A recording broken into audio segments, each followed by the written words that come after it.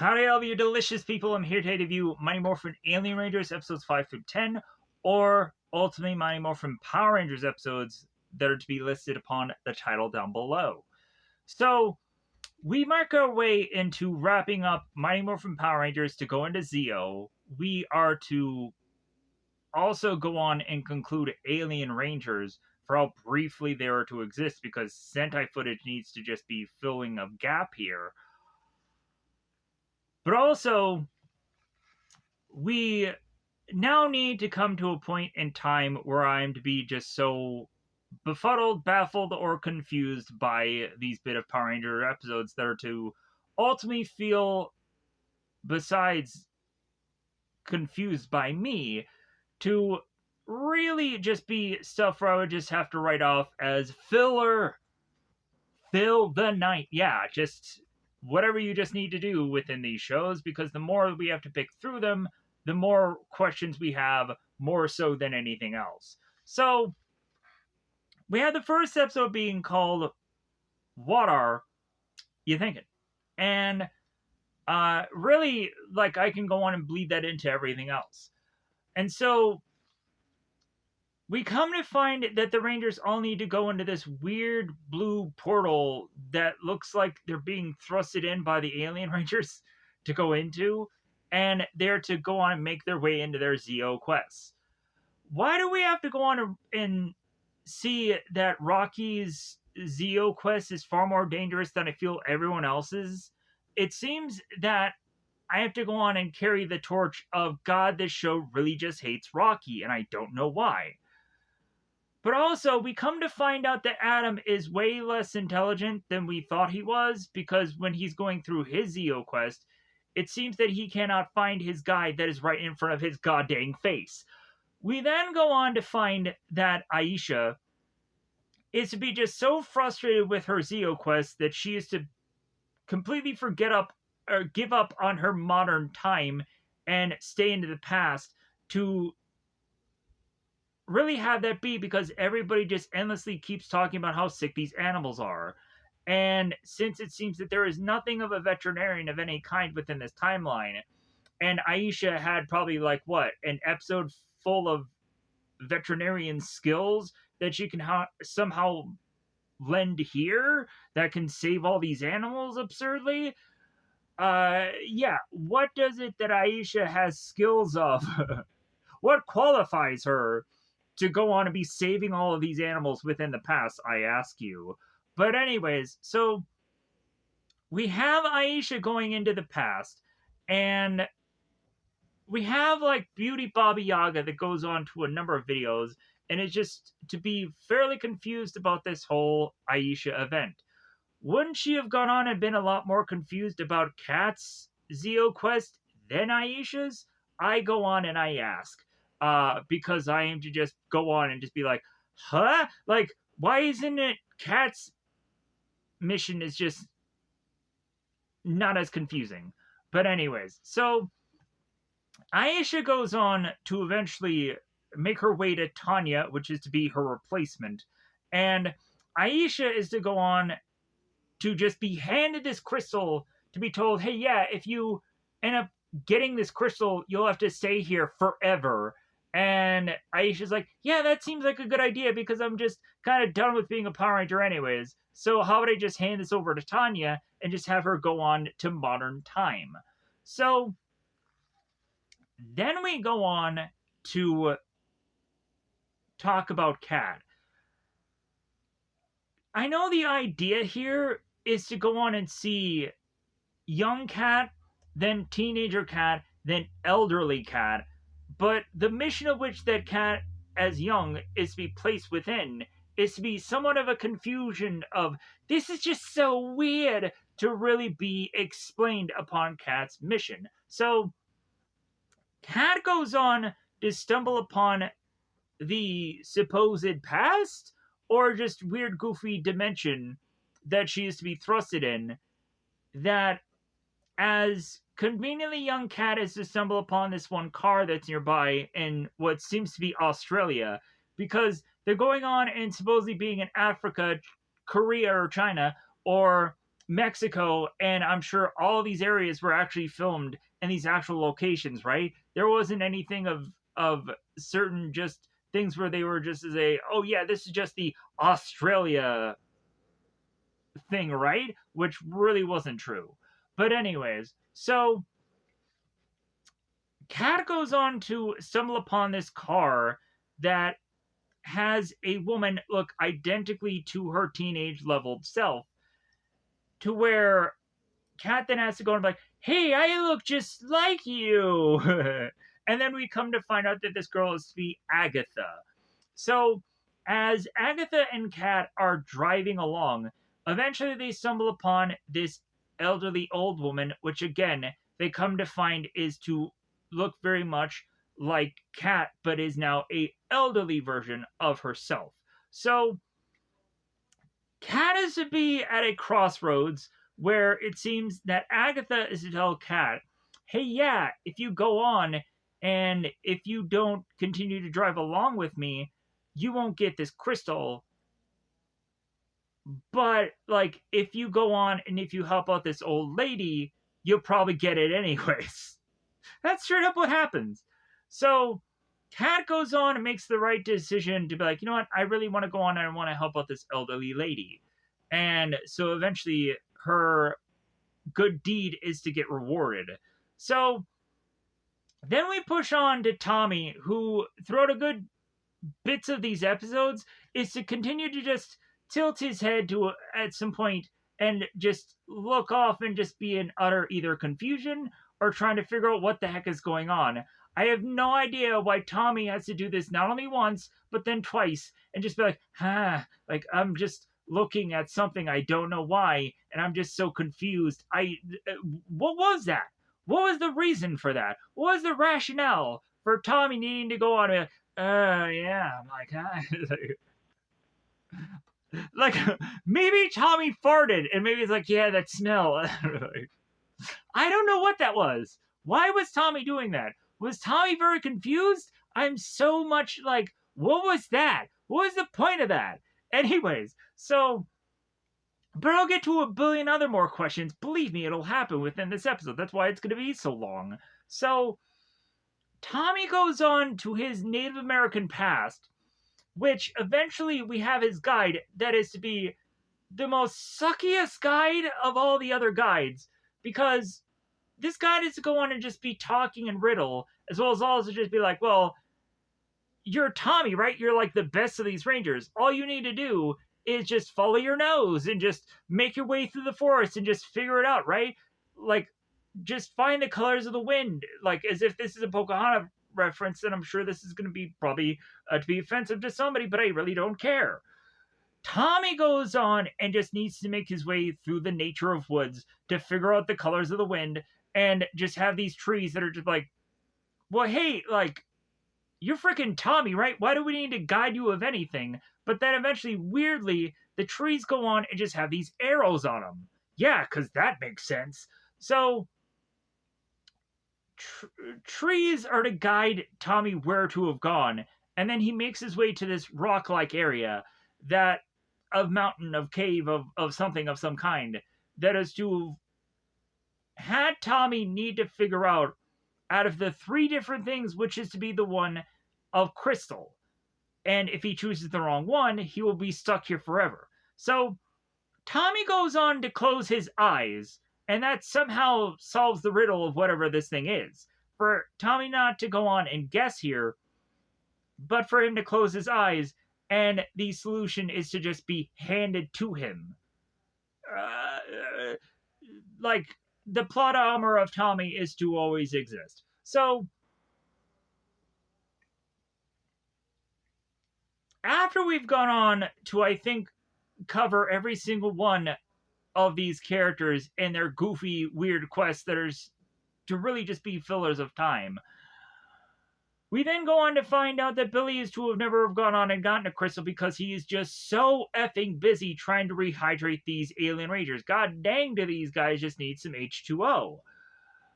And that's what just bogs up so much of Billy's time to not go on to his own Zeo quest to become the Gold Ranger ever, right? and then eventually just to leave the show for I'm sure just how annoyed he is uh, by how he is to be treated within the show, aka David Yost, who is to have gone on and eventually just over time just gotten more and more just offended and annoyed by the show to where he leaves it, but eventually he comes back at some point within Cosmic Flurry, as well as also that movie of which that he did at one point. So I know it's Fury. I'm just making a joke here. So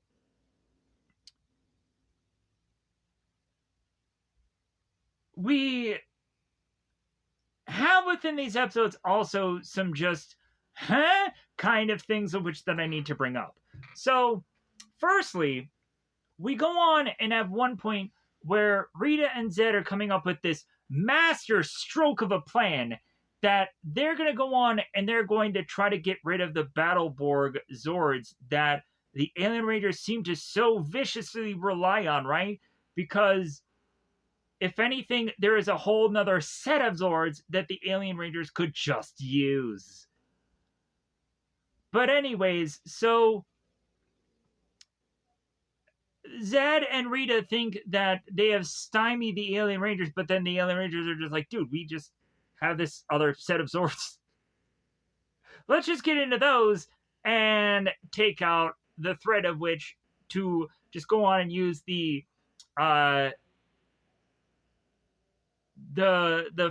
flame saber thing that we go on and we've been using for so often to just wipe this thing out. So I go on and also I see that the equations are to make their way to an aquarium. And how the Alien Rangers are to be so stymied by trying to figure out where to go on and find a water source. You know, Alien Rangers, there is to be this thing called an aquarium. You could go on and be just like Spock, and you could jump into the water, which also has Humpback Whale, and mind meld with him, and become a Alien Ranger that is to go on and be hydrated.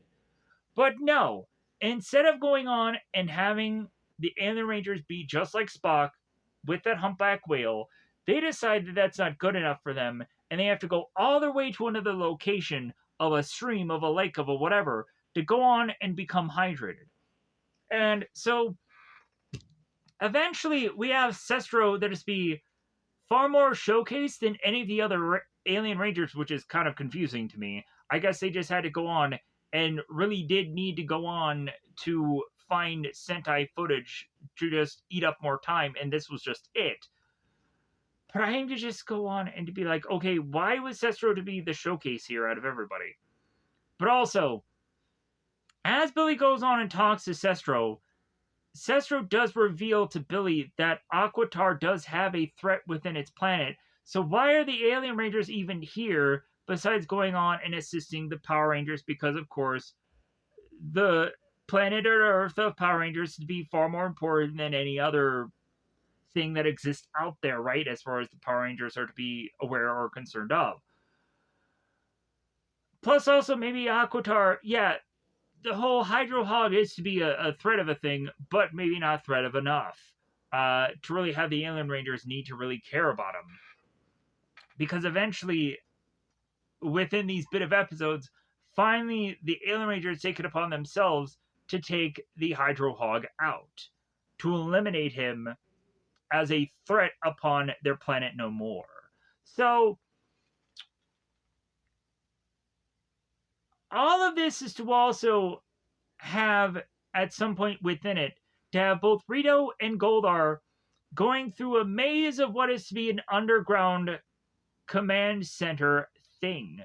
Which I go on and I ask, why is it that Alpha and Zordon is to have this whole huge chunk of a maze of a thing for Goldar and Rito to be so confused by, as well as also to have a power chamber and a command center and anything other of which that they've gone on to use in the show already? Like, I'm just be like, man, Alpha and Zordon just had nothing better to do to just make all the maze and all these things and all the like. Eventually, you would think that Alpha and Zed would have, or Alpha and Zordon would have come up with any number of things to have helped out the Rangers, even more so than they already have. But yeah, I guess that's just me. Like they were just go on and just make this weird maze of a thing that Goldar and Rito just have to make their way through because I guess Alpha and Zordon just have a sense of humor. I just don't know. I just don't get it. But anyways, so Goldar and Rito are to have this explosive that Alpha and Zordon are not to be aware all of because there seems to be no alarm that goes off. There is to be no viewing globe to go and see that Rito and Goldar are doing anything. And so Goldar and Rito are to be people that have somehow outsmarted both Alpha and Zordon and had planted an explosive underground underneath the command center because even before there was to have been an explosive outside of the command center, and that was to go on and almost stymie Alpha and Zordon before. But now we have this explosive that is to be underground of the command center. You want to know why that Turbo probably has way too much goddamn explosives? This is to probably be why. This is straight up to probably be the reason why that Turbo has way too many explosives that don't make any sense to people and kind of annoy them. Because this is what kicks that off.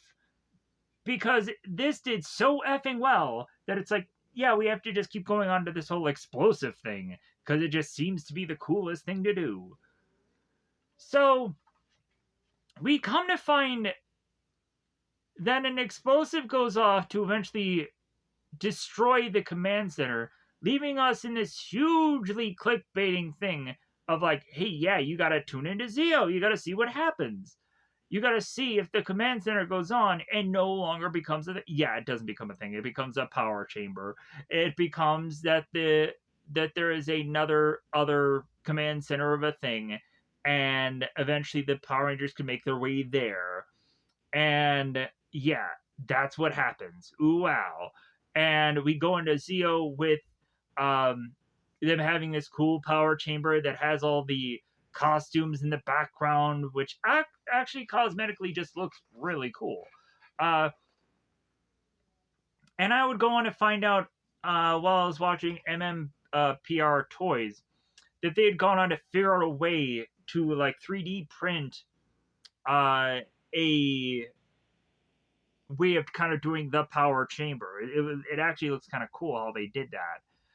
So, anyways, with that said, yeah, I think it's about that time to push on and make our way into going more in depth about these episodes and make fun of them and just continue to just badmouth and just have a lot of fun just going back into like, the confusion of it all. Because there's going to be a lot of going on. So, with that said, I think it's about that time to just go into full-on spoilers, breakdowns, and what have you. That eventually is to be the not as attractive part of this video, but it's to also be a thing that exists anyways for you to check out if you want to. But it's to also say, I've covered pretty much all this stuff right now here anyways. So if there's anything that I'd forgotten about, I'm sure some part of the video is to be somewhere there where I kind of bring stuff up. But if anything, yeah, this is to be a good chunk of my thoughts about these episodes. Normally I would go on through every bit of episode through title of which and explain all of them, but there is honestly throughout these episodes just like I went through kind of like the big points instead of going on through them perfectly. And so my apologies if it wasn't to exactly be beat for beat what happens in every single one of these episodes, but I did my best. Because there's so much kind of going on to wrap up these bit of episodes. There are very few monsters also. There's like Switchblade, and then there's the Arachna Fiend. I believe that's what the monster's name is. I'll have to correct myself. And then there's Hydro Hog. That seems to be a good smattering of monsters going on within these episodes. when we get to that Along Came the Spider episode, there will also be a Lightspeed Rescue episode where they have a spider monster in that. I think that episode is just a little bit better than this. And I had gone on to review that in the past. You can check that out within the Power Rangers Lightspeed Rescue playlist. I'm assuming it's probably still in there. And you could check out my review of that, of specific episode of which that actually is. But yeah, I would go on and say that there is another Spider episode that I think they do better in Lightspeed Rescue than they do actually in this. But I didn't like it. Like, I did enjoy it. Like, I did go on and besides all these baffling, infusing bits of things that I would have to just be like, what the was any number of these episodes? I don't like how this all played out. I can go on and enjoy bits and pieces of these things that I can find entertaining, but still just be like, yeah, this show was just stupid. Like, it got really stupid by the end. And so overall, I think my grading of these episodes were just to be, like, that would be my overall grading. Like, just boatloads of has is really what I want to go on into these episodes with. Like, there was some good going on with the Alien Rangers that eventually ends up getting lost with all this boring crap. And yeah, like, I can go on and understand that this show probably didn't need to go on and need to do these episodes because they also were filming this movie. There was a lot of other things going on. But just what we were given here could have been just like, yeah, it's great that we had the Alien Rangers, but also we were given a bit of episodes here that is just to go on and just be like, more of like, you wasted your time putting these things in. Maybe not the other episodes, but these ones surefireably were ones that were just like, why were you thinking of this? What are you thinking? Anyways, so let's get into this. Let's pause here. Let's get on my. I didn't know I didn't know if I could exactly remember all the guides' names. So, if anyways, also I'm gonna probably throughout these episodes just rush through all the explanations of what's going on in here. So I apologize if I'm not going into huge chunks of detail here through every one of these, but I just want to try as much as possible to kind of rush through this because I know that these videos end up getting very long. Plus, also, I'm sure that nobody really cares about the whole details of it.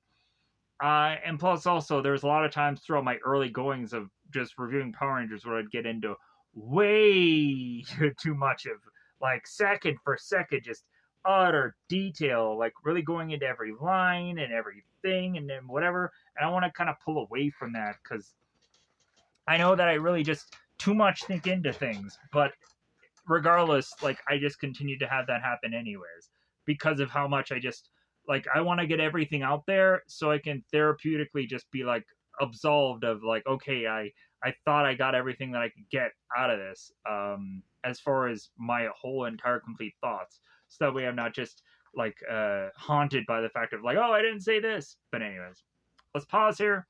Let's get into spoiler time. Spoiler time. It's about that time again to spoil these episodes.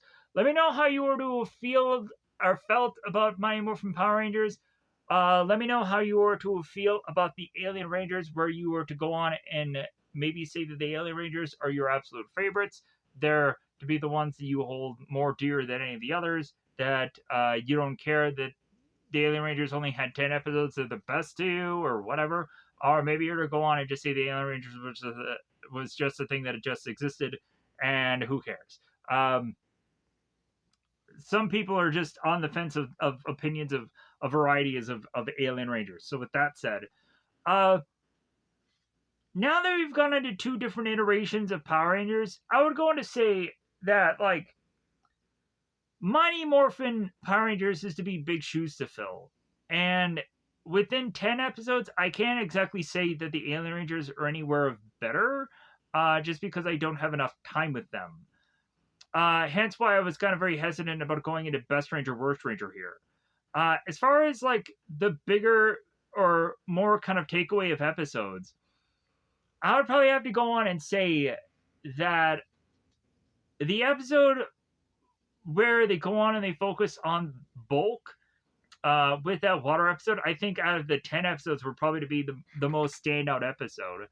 Everything else was just kind of big, juicy, succulent amounts of filler or stuff that I'm just kind of like, okay, I can just enjoy this. Like, I think Along Came the Spider is a interesting bit of episode, but it's really not of anything because you kind of have to watch these 5 episodes as completion. Like, if you go on and if you watch one random bit of episode, you have to kind of watch them all. So, and then eventually when you have to watch them all, like, it's shit, like, these episodes are just not that good. It's just a lot of filler. So, yeah, like I have to take every one of these episodes to just say that every 10 of these episodes are all just to feel like a story arc of a filler of a thing that is just to lead into a completely different show anyways, finally. Which I'm to be like, yeah, I'm getting to Zeo now. I am to go on and say that I do have a Zeo shirt, and it seems that I'd gone on to obtain another one, which I was kind of like, okay about. Hopefully I will probably be able to go on and obtain at some point other Power Ranger shirts besides the one that I already have on thumbnails. And I'm trying to eliminate as much as possible, like photoshopping and all these kind of things. So, like if there have ever been a photoshopping thing that I've done in the past, I'm looking at you, Dino Fury, things that eventually will probably make no sense to anybody once I finally get the costume of that, which I'm hoping to get at some point on Temu. Hopefully. Yeah, evidently there's a Dino Fury costume that's a boy version that I have to just kind of probably like squeeze through and probably cut through a good chunk of it just to try to fit through. That's my ultimate plan. But probably as soon as I go on and I probably try to obtain this costume, I'm sure it'll be out of stock, so that'd be great. Uh, I know that there are shirts on like Amazons and stuff like that that I probably could obtain, but like I want a thing like that where I can just get it through Timu to eventually just ultimately get it for free and just be grinding to it to get it because I just like that kind of task.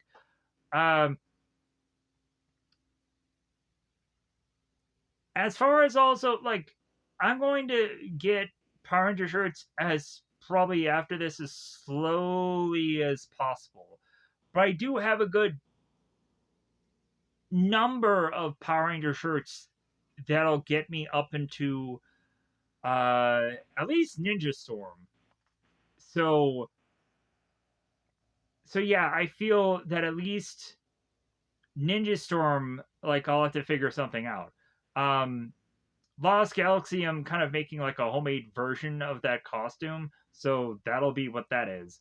Um, but I feel that at least my basis will be at most of the point to be covered here, so that we can have something for thumbnail. Um, there will be a little bit of Photoshop for, of course, Lost Galaxy, but I'm trying to make that as a minimum, because it's homemade version of costume. But anyways, so lads, future reviews. I'm planning on covering some of the stuff that was still on my list, but there's also just some random things that come to my attention from time to time. Like there was this random movie that I saw called Wicker Park that had Matthew Lillard and Josh Hartnett on it that just kind of looked really interesting to me. I don't know what it was, something visually about that movie as I siphoned through it just to see if it was actually worth watching. Because even when people were to have gone on and reviewed it, I was like, I'm not getting anything from this. So I went on to just siphon through the movie, and I'm like, okay, there's something visually here, but I'm not quite sure still what this movie's about, so I have to watch it and hopefully find it interesting. There is also going to be me hopefully making my way through a show called Animorphs. Maybe someone has heard of it. I'm tempted to just start watching that. It probably won't be very popular because I think I have gone on and I have listed it somewhere, but it just like it didn't pop up on my thing anywhere. So maybe if I review Animorphs, maybe it'll do a thing. Because I have seen people recently review Animorphs, so I'm just like, I don't think it's very popular, but I'm just gonna do it anyways. Because I wanted to do it. Because it just looks like a fun show. There is also to be stuff like the Phantom that I'm still wanting to push to do because I would come to find as I reviewed the Beastmaster that I didn't think that that movie was going to go on and do anything, but it actually did surprisingly good enough numbers for me then to just justify like, well, yeah, maybe I should just do the Phantom because that's just an obscure superhero movie also. So I might as well go on and do the Phantom at some point. So I'm justifying it now. My poor choices of decision making are just coming to fruition within this video. So, and then I'll go on and I'll do some more anime because I think a lot of people will be like, "Hey man, like you haven't done anime in a while." Yeah, I haven't. Just because I've gone on to do quite a bit of anime, and then I'm gonna rotate certain things back.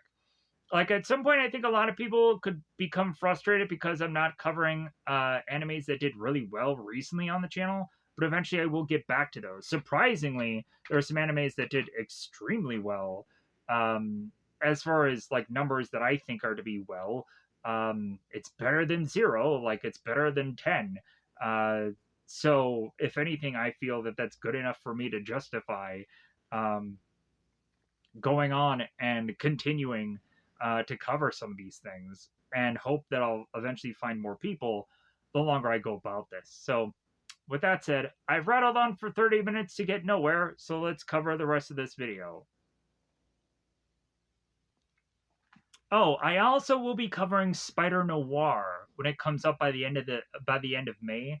I will be covering that.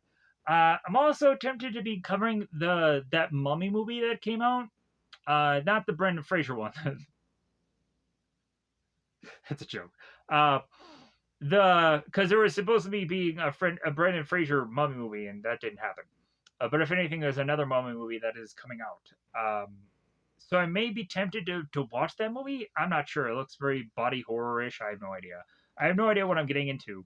But I'm kind of tempted to watch that because it seems that like my Frankenstein review did something. So I'm like, okay, makes sense to cover the mummy. But anyways, let's get into this. So, what are you thinking? Water. Water. Water? You thinking. So, I'm trying to, like, cause in my mind, like, I just want to break up the what are, but instead of saying water. Anyways. So, Billy goes on to explain the younger versions of every ranger as they make their way to this blue portal that as soon as they make their way into this blue time hole portal, that they are to make their way to their Zeo Crystal quests. So, as the Rangers start to jump into this blue hole, as what looks like their Alien Ranger counterpart is like shoving them in there because it just looks weird. I know that maybe the Alien Rangers are going on and doing some kind of hand signal from behind them that is to try and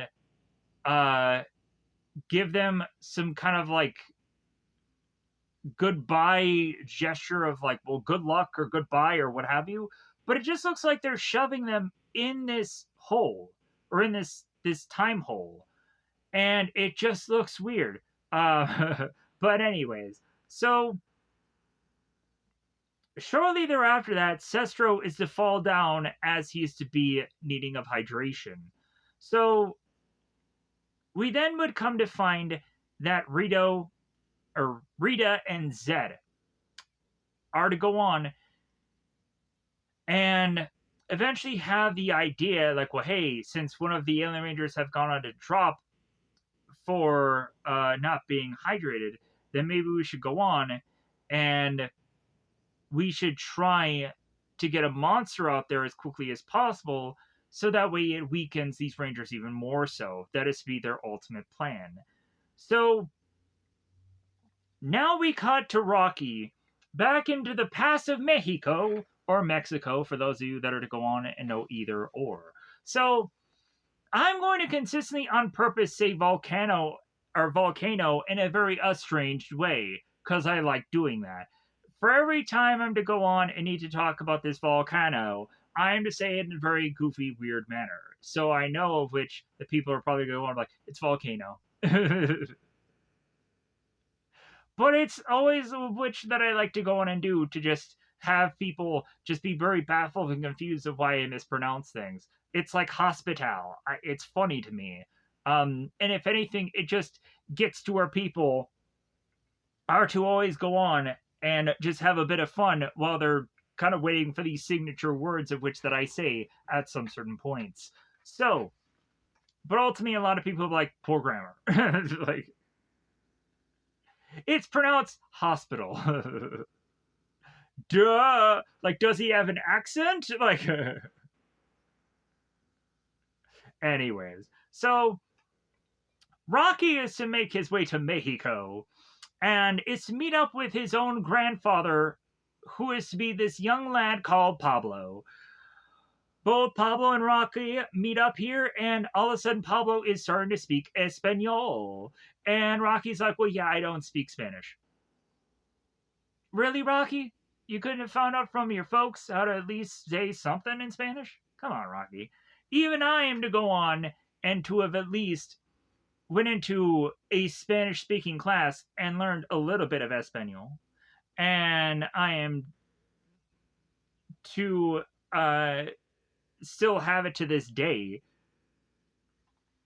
But if anything, if you ask me to write it down or what have you, that would become a little bit of a problem. Plus, also, I know most of the intro stuff, not a whole lot of everything else. If it's just some random, yeah, like at some point, like I just don't quite exactly still understand some Spanish stuff. So please, nobody who ultimately speaks Spanish, think that I can have a full-winded conversation.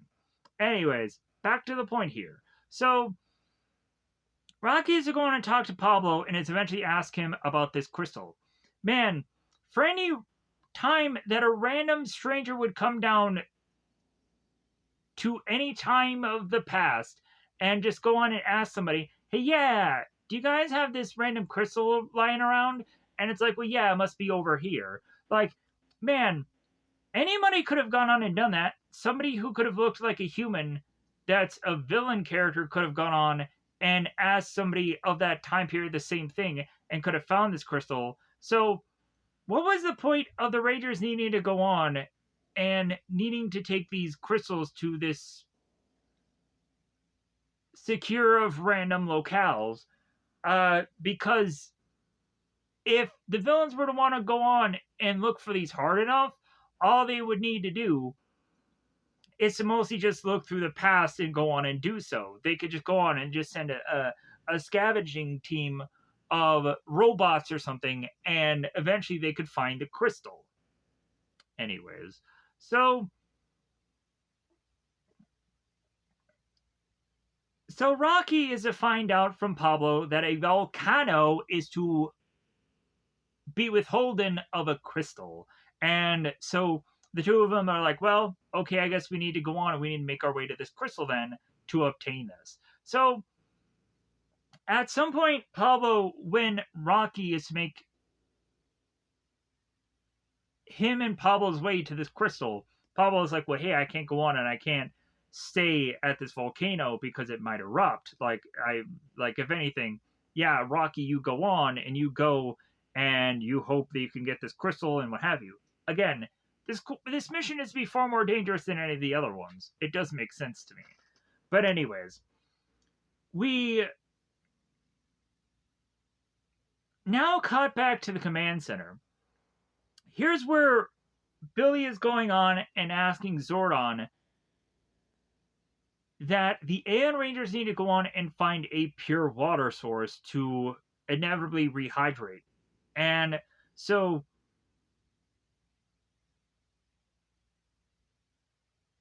if anything, the Alien Rangers and Billy figure out that since the Alien Rangers can speak with aquatic life, that all they would need to do is find an area where aquatic life is to go on and exist, so that way they can track down where exactly a water source could nearby be. So, if anything, eventually Billy is to surmise like, well, hey, we can go to the Angel Grove Aquarium and have the Alien Rangers speak with fish because they're all freaking Aquamans. Because Aquatar, Equations, Aquamans, yeah, we might as well just like call a spade here. And so the next thing we see is both Bulk and Skull as younglings making their way to detention. We come to find that the detention is not to be held by Appleby of all people, or we would go on to see in class that this teacher is to not be Appleby, which is like, okay, that probably makes a probably good a certain amount of sense because at some point, like the kids would have to go on and have to have a different teacher somewhere within the school, right? And we can finally figure out that that is to go on and happen at some certain points. So, this teacher's name, I do not know. I did not find it. I could not look it up. I could not whatever. So, maybe at some point, there is to be at some point in this dialogue where there could have been this name, but I have no idea. Anyways, so Skull goes on and asks Bulk here if Darth Vader could beat the Alien Rangers. You know what? And honestly, I love this kind of theory crafting of like, because I would go on to watch quite a bit of this YouTube channel called Nerd Science, where eventually he would take this character and put them into a world and see if they could survive. And eventually, like, it's kind of an AI slop of a thing, as well as also to just be like, well, could this really be accurate? Or there's a lot of times where he goes into way too much of well, hey, like it comes down to like nutrition and if the wind just hits just right, that maybe the character would have a really good chance of beating this character. And it's like, okay, that just kind of gets a little bit stupid, but or a little bit just like really like you just need things to just eat up more time because you have this video that doesn't really have enough depth in it to just like yeah so or it's probably to ultimately just be chucked together by AI and figure out all the ways in which that could write this story. But anyways, so not to be rude, I'm just like that guy is probably just doing extremely well. So what am I throwing dirt in his eye for? Just because it's like, well, yeah, not all the videos are to be perfect. Anyways, so Skull is going and asking Bulk if Darth Vader could beat the Alien Rangers, and Bulk is to say it's like, well, Darth Vader isn't really real, and Skull then goes on and say, well, what about a Klingon? And Bulk, dude, like, neither one of those things are real, but neither is the Alien Rangers. So we now have Bulk and Skull that are telling their teacher that is watching them over of detention that both Bulk and Skull want to go on and make their way to the aquarium so they can do some research on a project that they're working on. So it seems that the teacher goes on to allow it. So the next thing we see is both Rito and Goldar. They have now made their way into this underground command center after making their way into this cave-like hole. So we of course have the two of them needing to figure out where the heck to go, because both of them of course are unsure. We'd have Rito that wants to go in one direction and Goldar the other. Eventually they go on and they do separate, and Goldar is to have this master plan that he wants to have this trail of breadcrumbs. He wants to go on and put all this popcorn down on the ground so that way he can retrace his steps. Goldar eventually, when he meets a dead end, will retrace his steps to find Rito, who is to eat all the popcorn that is leading up to meeting back up to Goldar because Rito is to go on and be hungry. And so eventually Goldar and both Rito will be confused about where exactly to go because they won't be able to trace their steps. Also, where did Goldar get all the popcorn from? I'm so confused. As well as also, like, the more and more that these people are to just stumble around this maze, why is this maze so viciously elaborate? I'm so confused. Anyways, so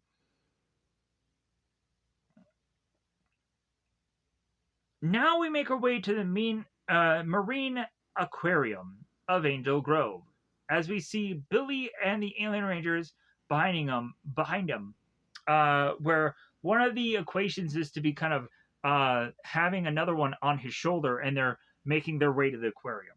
So, you know what? I really like that the Alien Rangers have this telepathy power.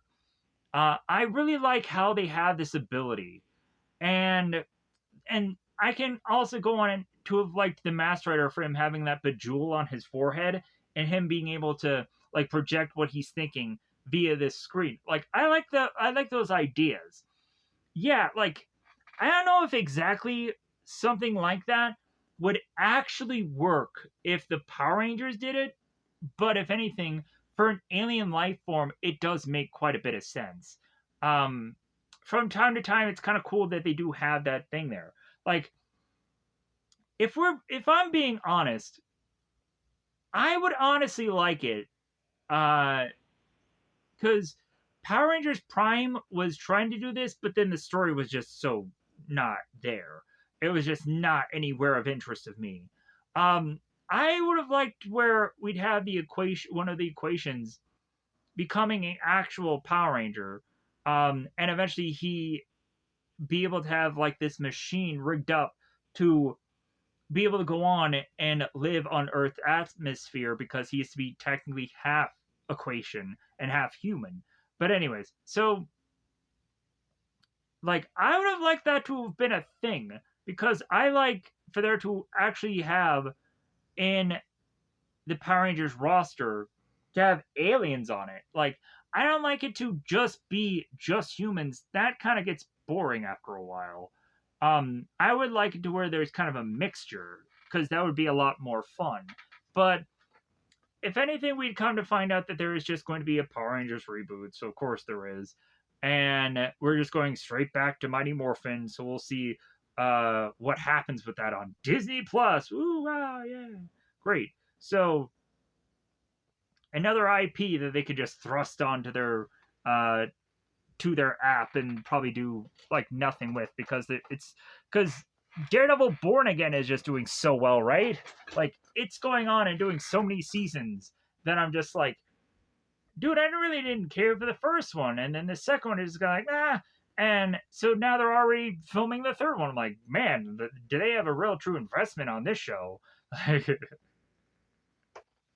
Like, man, they just know that this thing is gonna just do banana well or bonkers well compared to everything else. So, anyways, so Sestro is to use his telepathy powers, which kind of confuses me because I'm like, okay, out of all the other Alien Rangers, this is the weakest one, and he's using his power to get even weaker.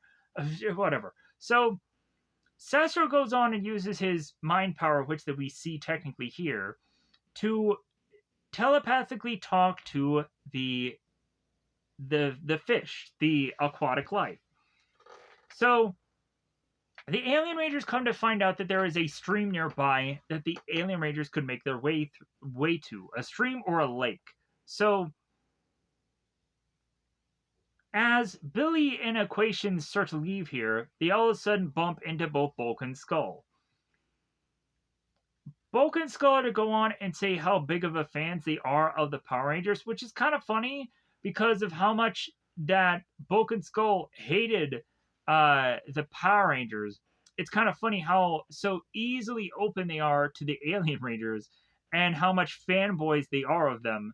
As we would go on and see all over their hats, there's to be like buttons and whatever of the Alien Rangers, and shirts that say "I love aliens" on it. Like, man, but I guess that also like that really leans into both Bulk and Skull's character, as we come to find out that they do really like aliens and science fiction and stuff like that. Eventually, we come to find the two of them being tied with that professor and them trying to discover UFOs within later seasons. So that kind of goes on and has me quite understand like how Bulk and Skull could go on and like the Alien Rangers here from the history of these characters. So, but it is really funny here. Both Bulk and Skull, young both Bulk and Skull, are talking to the Alien Rangers and like, hey, yeah, take me to your leader, beam me up, and all these kind of things. And the aliens are just cockeyed and they're like, what? Like, what are you talking about beaming up? We don't do that here. So,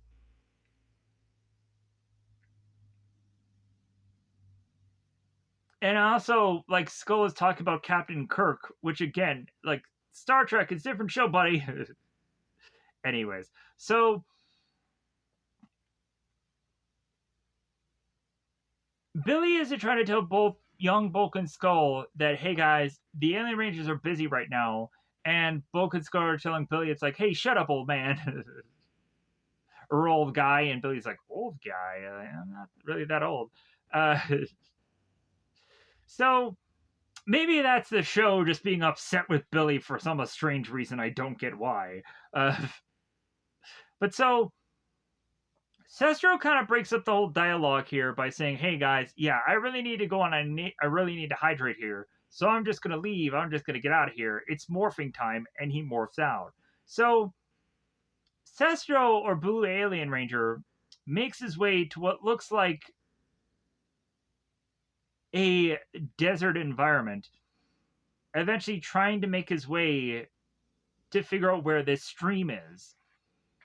And as further and further inspection goes into it, he all of a sudden meets up with Witchblade. Not Switchblade, Witchblade. Because Zed is to go on and mention about how I think this is where he mentions about how he has an old friend known as Switchblade. So he's going to go on and push this monster out there for the Rangers to fight. I think at some point in the Moon Palace, Zed mentions this at some point of the episode. So as Blue Ranger here faces off against Witchblade, we would come to find that like the goofy nature of the Alien Rangers prior are to be completely lost now throughout these episodes. Like the Alien Rangers have become less goofy and they've become just generic Power Ranger fighting things that we're just so now used to now seeing. And it's like, okay, we've just gone right back to the same well of just like, okay, you could have made these characters more fun and more goofy and whatever because they're aliens anyways. But now we've just kind of made them more normal and less entertaining, or less just goofy and weird and what have you. So it's just not as entertaining as what it could have been. But whatever, like that's just me, I guess. I guess I'll just have to check out the Sentai and just see how different this really is at some certain point. So now we cut back to Rocky with Pablo. So Pablo is to hand Rocky this rope and eventually telling Rocky that he can't go with him. So Rocky, after being told good luck by Pablo, starts to make his way up this volcano.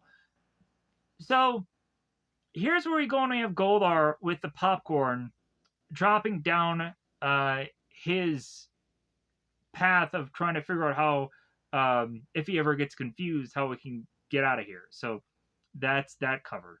So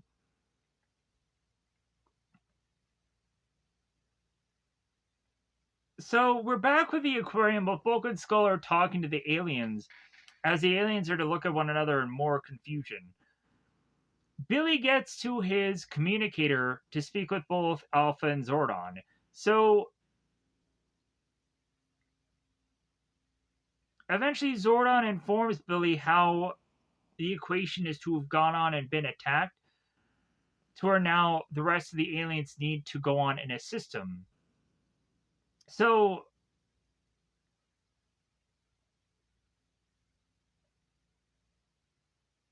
Billy goes on and informs the alien rangers that they need to leave the aquarium. And so Delphine goes on and morphs out of here and leaves. So as now the Blue Ranger is getting attacked by Witchblade, and there's a bit of explosives that happens by this body of water. No. So we come to find that, yeah, Cestro should be hydrated, right? So the Alien Rangers all jump into frame here to attack Witchblade. And so then both Rita and Zed decide that they want to make their monster grow moment and shove their staffs together. Witchblade becomes giant, and so we go on to have the Alien Raiders that call upon their Zords, their Battleborgs. So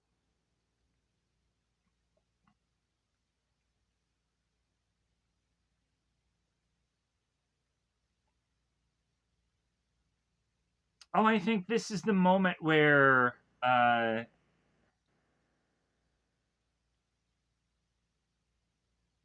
yeah, like here's the episode where both Rita and Zed, I have to also kind of explain this also.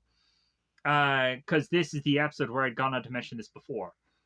This is the episode where Zed and Rita are to make the just profoundly amazing idea that when the Alien Rangers are going to call upon their Battleborg Zords, that eventually there's going to be a communication block to have their Zords come to them. So, as the Alien Rangers are trying to call upon their Battleborg Zords now, the transmission is to have been blocked. So, the Rangers all look around and like, okay, like for some reason we just can't call upon our Zords. So if anything, we'll just call upon our Shogun Zords instead.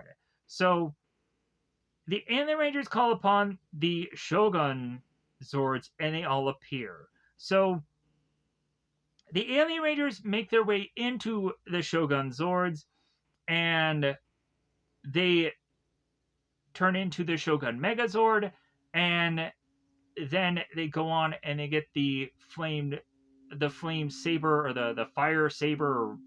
I'm not quite sure what the saber is at this point of name. Plus, also, it doesn't really matter to me anymore because there's only so many episodes left. So they do the ultimate saber attack. They end up wiping out the Witchblade, and this monster is all but dead again. So now we have Rita and Zed, and Rita's going on complaining about how much of a loser that everyone is that is working with Zed to try to defeat the Rangers for the 800th time, or however many episodes we've done this for now at this point. So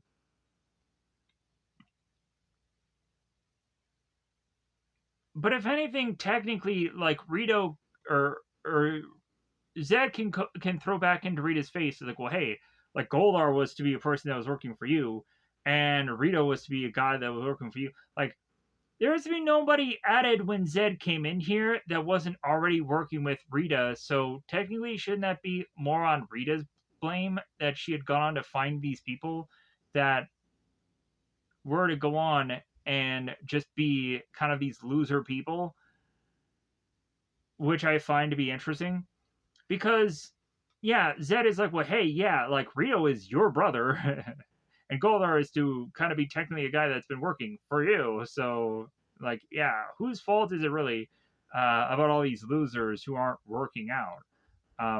But if anything, Zed did have the Witchblade idea of Monster, so that's to technically be on his fault. Anyways, so here's where we have the scene where Goldar is to have found his dead end and is to return back to then find Rito, who's gobbling up all of the popcorn. Goldar goes on, now very upset with Rito and saying, like, well, hey, would you like a knuckle sandwich? And Rito's like, no, I can't eat another bite. And then we cut back to Rocky here. Rocky is to go on and is to tie his rope and crawl down to the volcano. So Rocky goes on and finds this glowing yellow thing that I guess has to be the crystal here. So Rocky obtains it. As Sparks is somewhat flying coming off of the crystal, we come to find that the volcano is starting to erupt here. Rocky somehow goes on, rips out the crystal from the volcano, obtains the crystal, climbs out of the volcano, and goes on to meet up with Pablo and all of his family, friends, or something or other. So,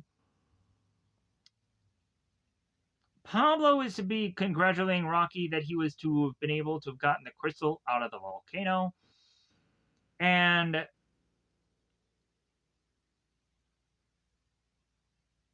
there is also an assumption that Rocky had possibly saved this village. Okay? So,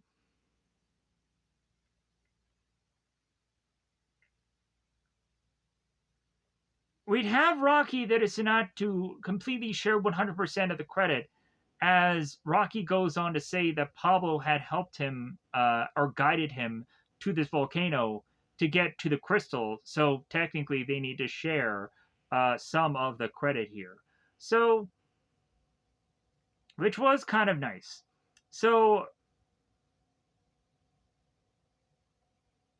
as Rocky finds out that this kid's name is Pablo, and Rocky ends up saying, well, yeah, I have a grandfather named Pablo. Pablo goes on to say, it's like, well, hey, maybe we're related. By first name? Isn't Pablo a first name? But yeah, I'm just like, okay, whatever. So,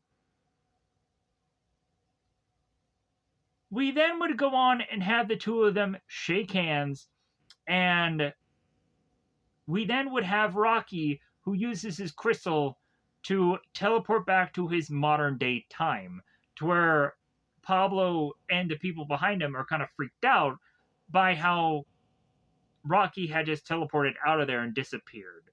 So now we have made our way to the command center where Billy and the equations are waiting there. All of a sudden, Rocky appears in front of them, and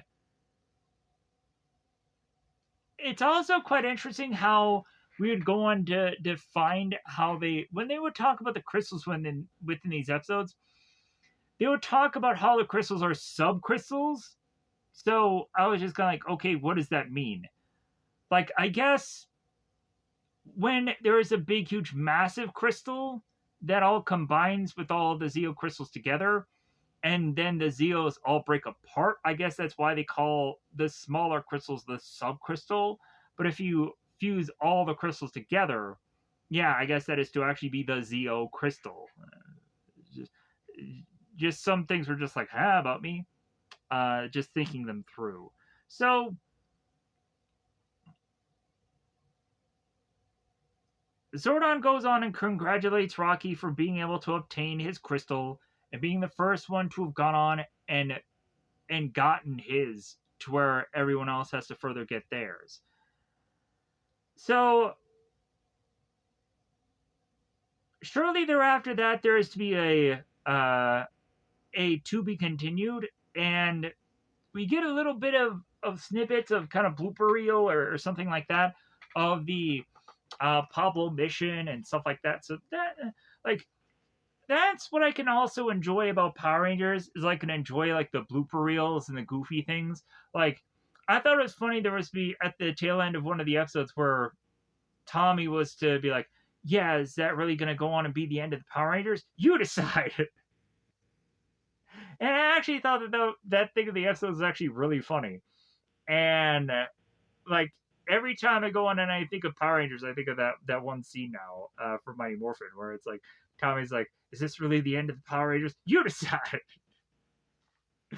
Anyways, I'm sure Jason David Frank was always a comedian and was always like cracking people up and making jokes. Like I know they would go on and do like pranks on Billy and what have you, but yeah, but like I'm sure I would hope that Jason and Frank had a lot of fun while doing the show. But you never know. Yeah, like you never know what he was kind of dealing with. Yeah, I don't know. Anyways, so now we cut to the following episode.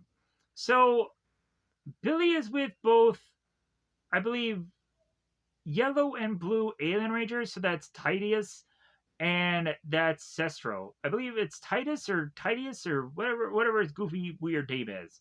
So Billy is coming up with a device to house the crystals in, because eventually there needs to be this device where, as they collect these crystals, that they all have to house them in a device, so that way they can use said device to be able to get their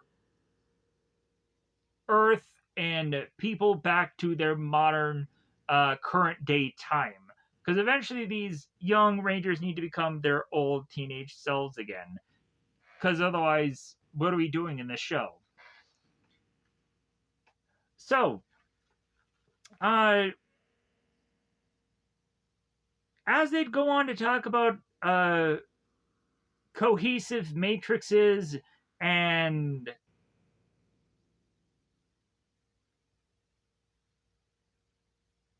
combining energies and and phase modulators, uh, we'd come to find that Billy needs to go on and find a university that is going to help him with this machine. Eventually, Billy comes up with the idea that he can speak with a Dr. Kender, and eventually through this university be able to get this device of which that he needs to be able to help him with this machine. And it seems that Dr. Kenner is so open and willing to just give this guy this machine without really questioning anything. Or just saying like, well, yeah, Billy, we worked so much together, so I might as well just give you this device because convenience of story. So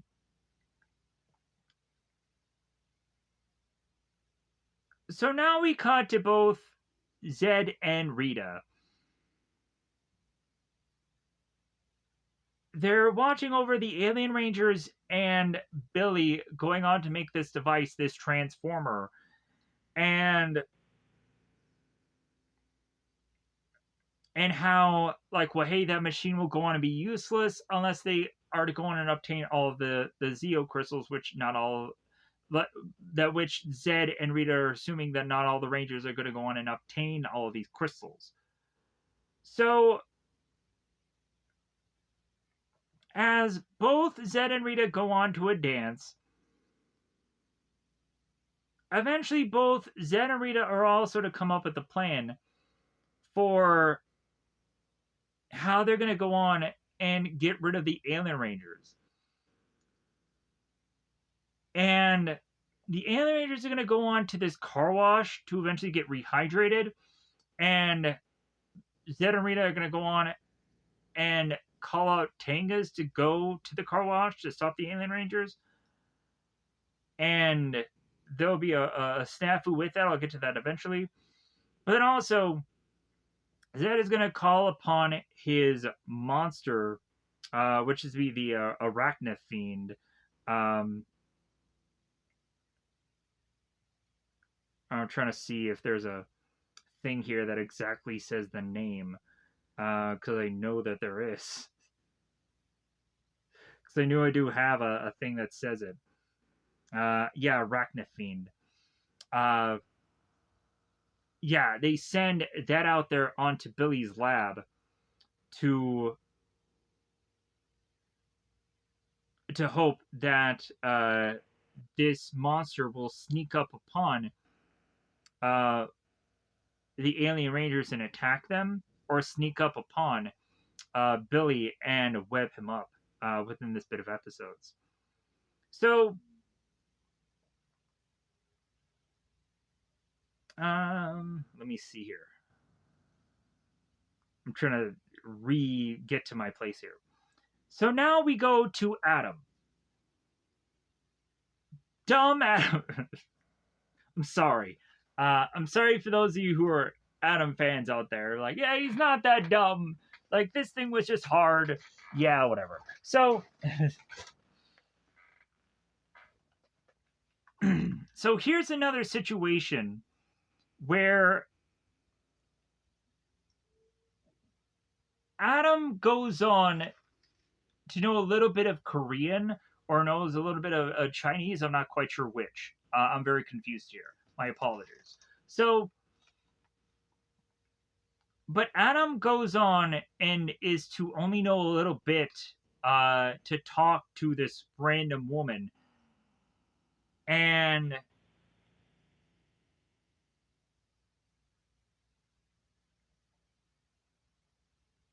eventually Adam is to go on and make his way into asking about a crystal himself.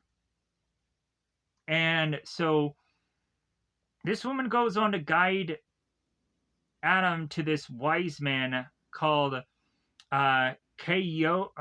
I'm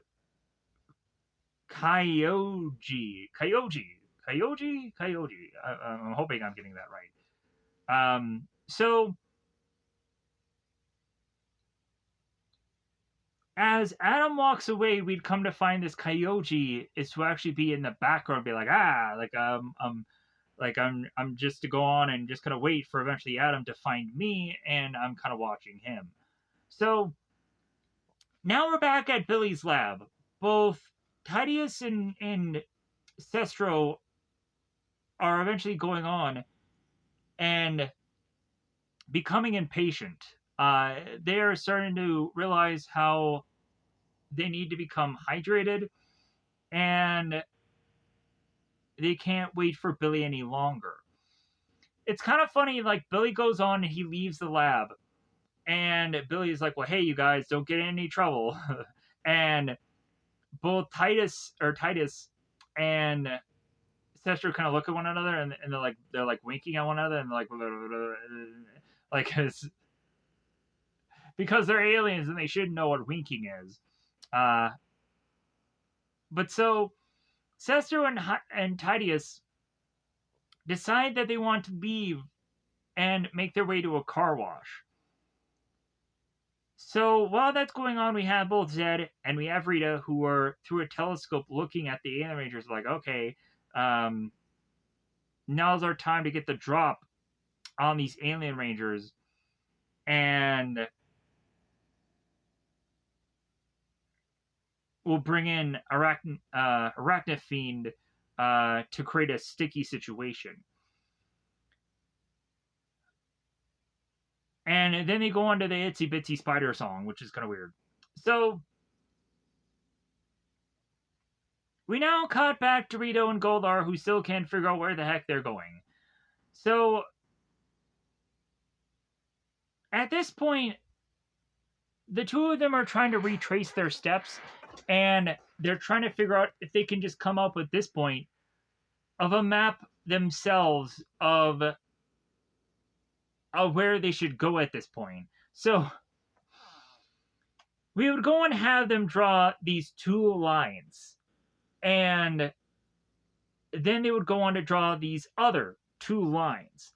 And all of a sudden, these lines start to look immediately like a tic-tac-toe game.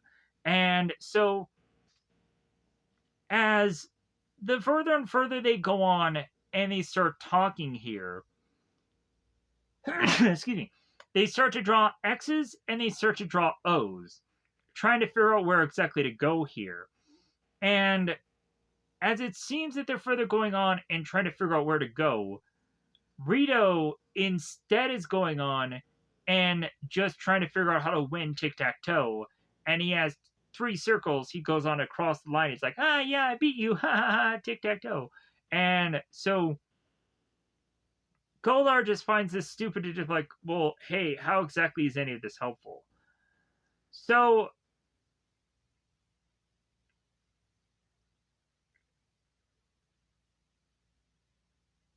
we now cut to Adam. Adam is to find his Kyoji, or Kyoji. And Adam has no realization of knowing this. Adam goes on to meet with who he thinks is a wise man, but not wise enough to be his Kyoji. So, because this guy also is to be a guy who talks about how Adam is a frog and says all this weird gibberish of stuff that makes no sense. So, I could probably understand why Adam is so easy to write this guy off. So,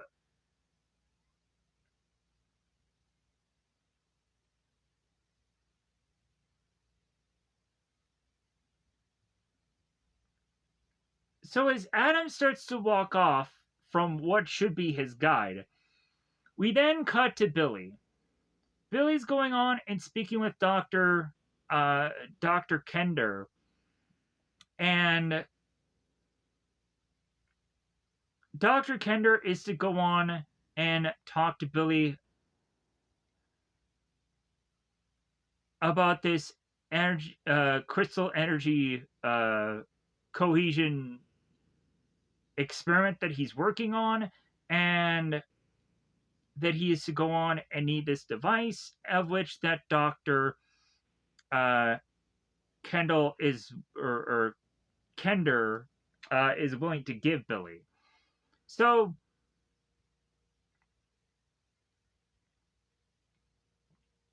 as they go on and as they push buttons on this device and put these goggles on,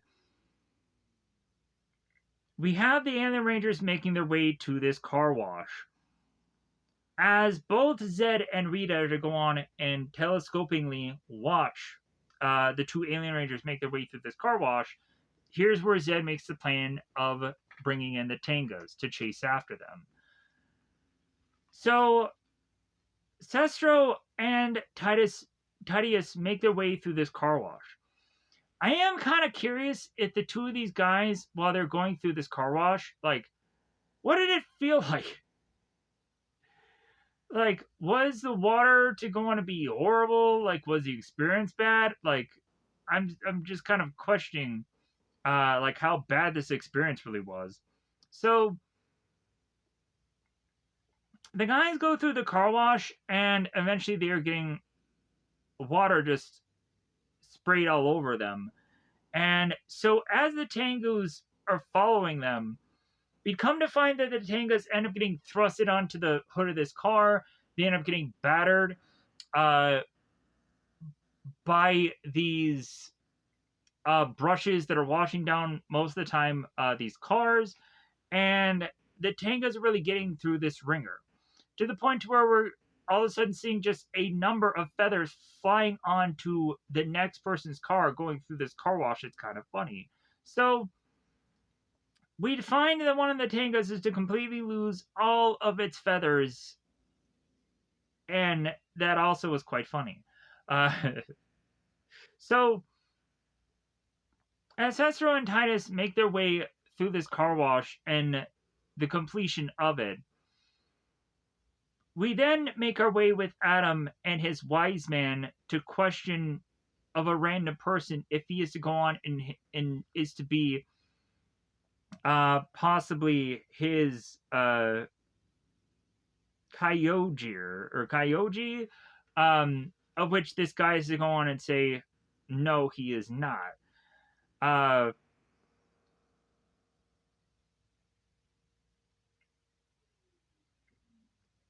we'd come to find that the wise man that would be guiding Adam is to be like, oh wait, all right, strike two. So Adam walks away from this random person and tries to figure out where exactly his Kyoji is. So now we have Billy making his way back to his lab, trying to call out for Sestro or Titus to see if they're still in the lab, and they are not. Billy goes on and tries to turn on the light, which lights do not turn on. So, as Billy further makes his way into his lab, he eventually stumbles upon Arachnofiend, and the Arachnofiend goes on to web up Billy and takes him down, takes him out, does his thing. So, followed up by both Sestro and Titus making their way to the lab also, to come to find that as they toggle the light, they cannot turn it on. And as they further make their way into the lab, they find spider webs as they turn on the flashlight. And so eventually, Zordon is to speak with the Alien Rangers telepathically to teleport their way to the command center, as all the Alien Rangers go on to do. So the Alien Rangers are to be shown through the viewing globe about how Arachnofiend had gone on to capture Billy and is to have imprisoned him in this bit of webbing, and then the Alien Rangers need to go on and rescue him. So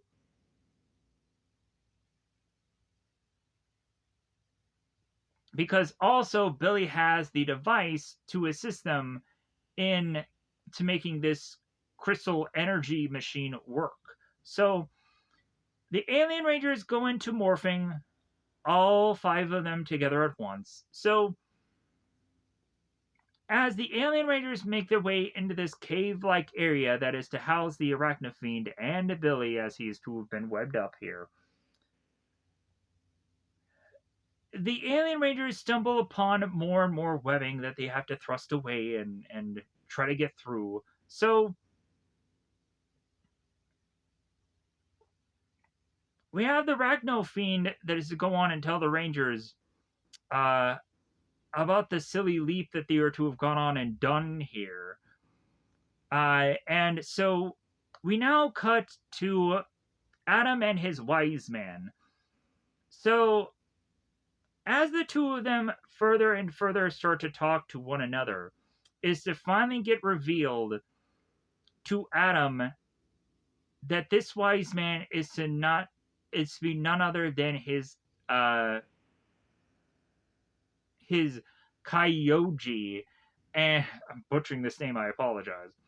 And that all Adam will go on and need to do is to find his crystal within this waterfall and be able to obtain it. So we now cut back to the Alien Rangers. The Alien Rangers are to see Billy all webbed up, and they are trying to go on and save him, but eventually the Arachnofiend comes in and starts webbing up some of the Alien Rangers. We start to see like that the red Alien Ranger is getting webbed up, and so on and so forth. So we have the blue, white, and black Alien Ranger that gets out their equation or Aquitar. I'm not quite sure exactly what the equation sword and the equation laser, which is to be his gun, his pistol. And so here's where we actually get to see briefly the Alien Rangers use some weaponry here. Well, we also get to see them use swords in the Hydro Hog fight, but yeah, like that's like man, they really wanted to go on and not have these Alien Rangers at all use their weaponry, because I guess when you really think about it, they were never going to go on and sell any of these toys for the Alien Rangers anywhere. Like, they were just selling either the Zeo stuff or they were selling the Mighty Morphin stuff. The Alien Ranger stuff, they were not going to go on and sell any of this stuff. If anything, if you wanted to find it, you would have to go on and get the Japanese version of the Alien Ranger weapons. That's how you can go on and obtain those. But anyways, pushing on here. So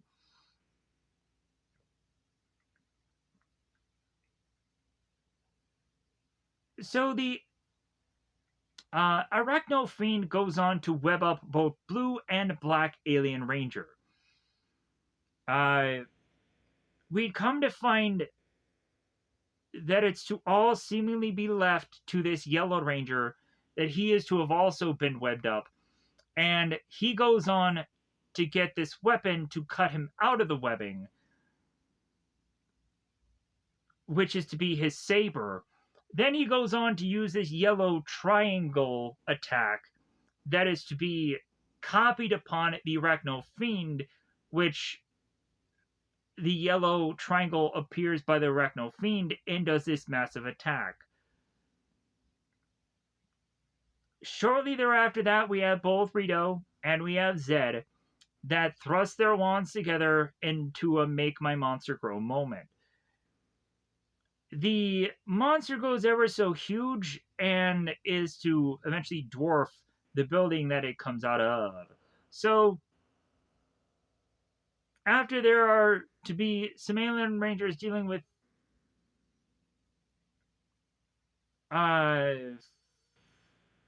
freeing. Did they free Billy here?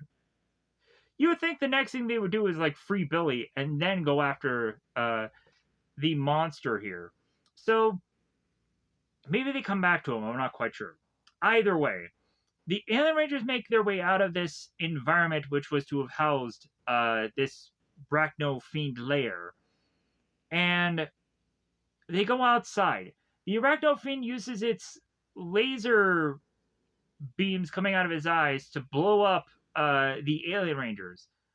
So shortly thereafter that, the alien rangers call upon their Zords, their Battleborgs. So honestly, when you see the alien rangers, red ranger's legs, if you pause it just right to where you can see his legs, you can see duct tape coming from the legs, which is kind of funny to me.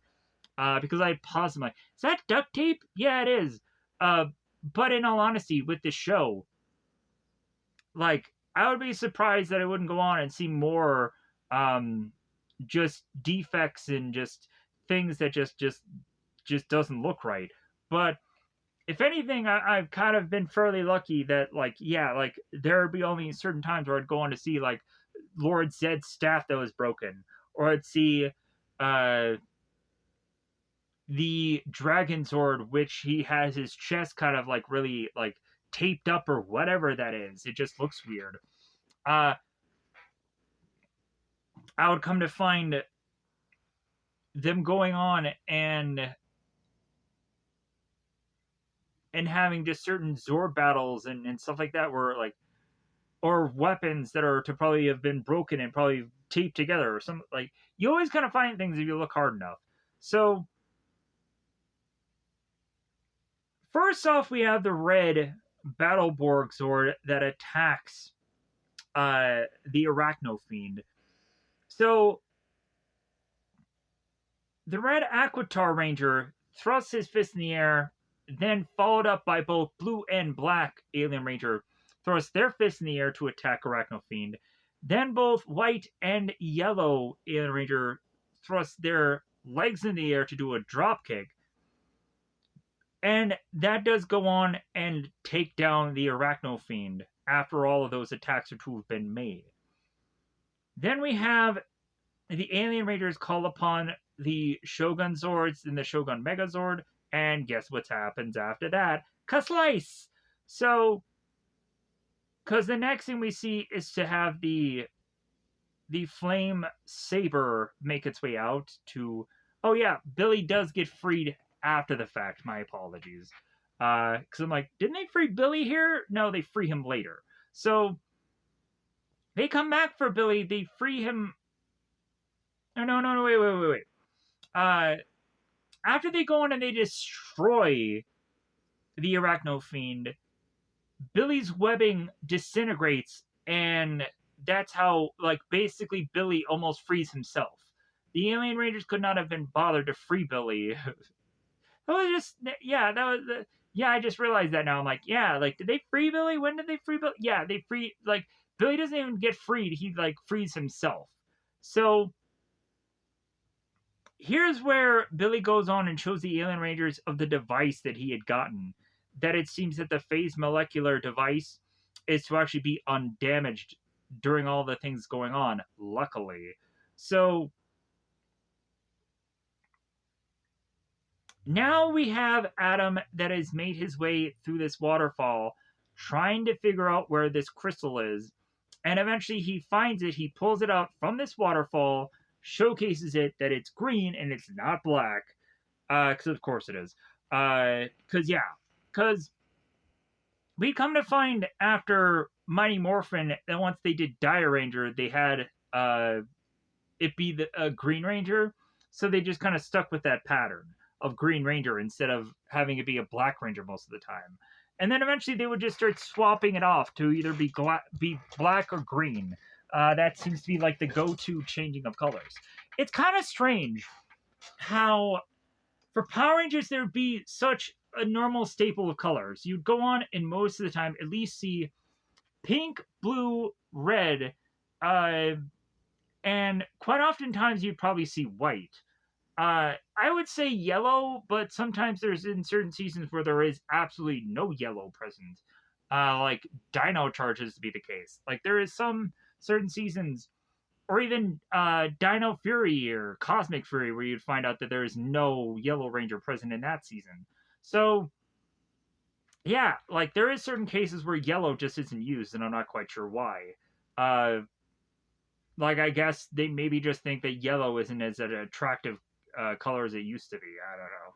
But if anything, I'm hoping for maybe the reboot that they probably do go on and not go with the traditional color scheme of everything. And I hope they do change it up to just make things interesting. Like I would like to hope that they would eventually have gone on with like purples or just some kind of cool color instead of going on with the traditional like let's do this same number of colors all over again. Um, but if anything, also I think purple is maybe not exactly a color that that the people who are to do the show or to absolutely just like. Um, because there'd be sometimes where Zords would be purple color, and they would realize how much of a mistake that is, and they would change the color scheme. I don't know what it is when these people would go on and figure out colors and and not like them, so they completely change how the show is to be and whatever just because of a color. I don't get it. Anyways, so hence why in Time Force we have two Red Rangers for some strange reason. Uh, like I would assume that eventually for the Quantum Ranger, I'm assuming that that was just something where it's like this was maybe like the first costume design that they were gonna go with, and they decided like, nah, how about we go with white instead because that makes the color pop. But then eventually they turned around and said like, well, hey, how about we just make a Six Ranger? We already have this costume anyways, so boom, there we go, another Red Ranger. So I think that was just them just saving money and not wanting to come up with an extra Ranger costume because they just made that by accident. Um, or they were hoping that that was going to be the colors used, and they just we just don't like the black, but they end up going with white, and so yeah, so I'm assuming that's what really happened in my theory of behind the scenes. Uh, but there's a whole other theory on Beauty Baba Yaga of why that was going and be the whole recent video. So check all those things out. Check out Beauty Baba Yaga because she's doing extremely well, and I'm just a guy that just exists. But either way, like I like to go on and if other Power Ranger content people out there exist, I like to talk about them because why not? Like, if anything, like yeah, like why not just talk about all these things that exist? Because like yeah, like that I never thought about that video, but somebody at least made it.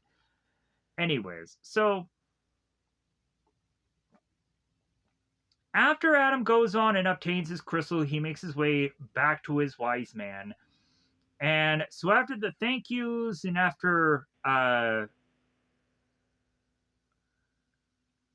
Adam goes on and teleports out of there and leaves. Uh, we would then have the wise men that is mentioned about how, like, man, people come and they go. I'm like, okay, that's kind of funny little gag there. So we then have Zed and we have Rita that is going on and again talking about their failures. Uh, so they're to come to realize that the Power Rangers have obtained yet another Zeo crystal. How is it that they are to go on and find out what's all going on with the Power Rangers and who has what crystal where, when they could have ultimately gone on and found where these crystals were, gotten to them before the Rangers do, but I guess that's just me. Like, I guess that's just me rethinking too hard through all of this stuff. So, we now make our way back to the command center, and now Billy and now Rocky have now gone on to be at the command center. So, they're talking about how next up there is to still be left out there of Tommy, Kat, and Aisha who still need to find their crystals. And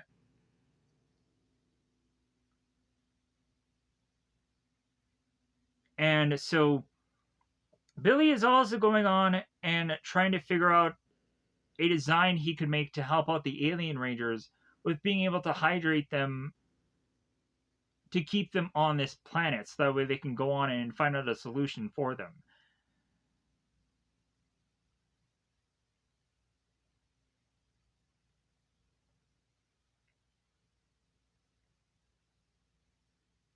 So Billy used to also talk about where the alien rangers went, how they went to a car wash, and they just kind of make a joke about it. It's like, well, yeah, they went to a car wash without a car. Ha ha ha ha. Anyways, so oh yeah, they went back to the car wash just so that way they could get rehydrated. So now we are back with Goldar and Rito. So both Rito and Goldar make a plan to make their way to a certain direction to eventually find that all they lead themselves to is outside, out of this cave. To, I think, eventually realize that they'd gone on full circle to just go right back to where they frickin' started again. So, to lead this episode to be continued. Then we would go on to see at the end credits some blooper reel of the car wash and the funny scenes ensue within that. So, now the next thing we would go on to see is Tommy. Tommy has made his way back in time to his Native American ancestors. So Tommy would make his way around all of these teepees to eventually find some random Native American woman, and he goes on to ask her about a crystal or a shiny rock. Eventually, this woman cannot seemingly speak any kind of English whatsoever, so she continues to point to this bird, to this hawk. Tommy's like, no, not a hawk, a rock. Like, I'm looking for a rock. And, like, the woman is just pointing at this bird. To where Tommy's like, oh, I guess I just have to follow this hawk. And this hawk is going to guide me to where this crystal is. I don't know. Like, this woman doesn't really explain anything. She just points at this bird, and I'm supposed to just follow this thing. I don't know. It's weird. So,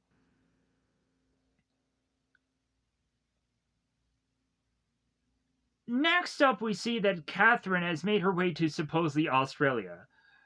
I would go on to say that because, of course, there's to probably be random clips infused of here, what looks like Africa and Australia and all these locales. Like, we would go on and find that Cat makes her way to the location, and there is to be kangaroos, and there is to be an ostrich. I think that's an ostrich. Am I right? Uh, the bird with the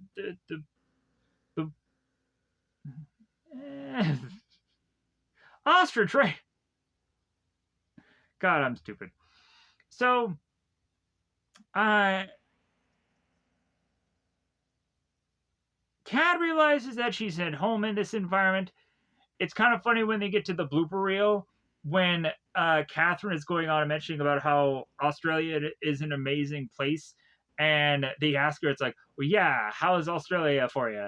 And like, it just seems that Catherine is bringing up the Agent Coulson, if you guys remember Agents of Shield, where where Coulson would talk about how Tahiti is an amazing place, and every time someone would ask him about it, he'd be like, "It's an amazing place. It's an amazing place." To where eventually we'd come to find that there's a reason why he would go on and say that it's an amazing place, because he would have this weird dialogue triggered to him, and eventually he would go on to realize that, like, yeah, like, why is it that I'm saying this every time that somebody asks me about that? I'm so, like, needing to figure out about Tahiti. So eventually he'll find that Tahiti is just a code for some experiment that he was involved in, and he didn't really go to Tahiti. Tahiti is just to be an acronym for something. And for those of you that don't remember Agents of S.H.I.E.L.D. that well, I'm to go on and explain that show that no one probably really cares about. Or maybe some people could find that interesting because maybe they never watched that show. Either way. So, it's stupid to bring it up. I apologize. No, it was cool. Why do you mention all this shit? Why do you take so long on these videos? Because of that. Anyways, so moving on. So, why do you make fun of yourself? Because it sounds really stupid when you do that. Yeah, I just like doing it. Anyways, so we now cut to Billy and Sestro. Billy and Sestro are making this this experimental hydration machine that is to basically be this I would say it's like a shower porta john like thing, a porta potty kind of thing, but it's not exactly that, because Sester goes on into this apparatus that looks like it has like this glass dome over it, and has like all of these kind of rods and things kind of in the back of it. And couldn't they have just made a shower? Couldn't they have found a beach that is to just have a shower, and then just have the Alien Rangers just go and just use that? Like, couldn't they have come up with, like, Billy could have probably found like a water hose, right? And like, could have just, hey, yeah, Alien Rangers, get out of this water hose. Could have hydrated them down. Why do we have to go on and specifically make a hydration machine? But I also get it, that the Alien Rangers need to go on and be able to have a pure water source. They can't just go on and just get any water anywhere, and that'll help them, because of how, again, this atmosphere is not cohesive to their alien biology or whatever. So their molecular structures and what have you. So here is where we go on, and as Billy and Sestro are having this heart-to-heart together, we would come to find that Billy goes on to ask Sestro if on his planet there is to go on and be any threats that is to be of Aquitar, if there is to be a Lord Zed that is to be from his planet. And Sestro goes on to explain that yes, there is a worthy enemy that is to be called Hydro Hog, and he is to be the threat of our planet.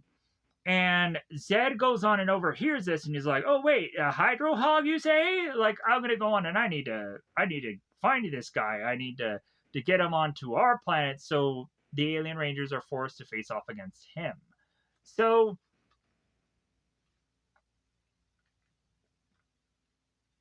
we then would cut back to Tommy, as at least this time around, Tommy's not going to twist his head to the side and be ever so confused.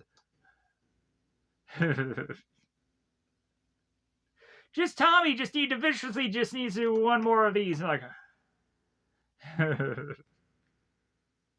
why does he need to do that? Why? Like, has Tommy got on to do that in the past? I don't remember ever Tommy going on and just needing to just twist his head and just be like,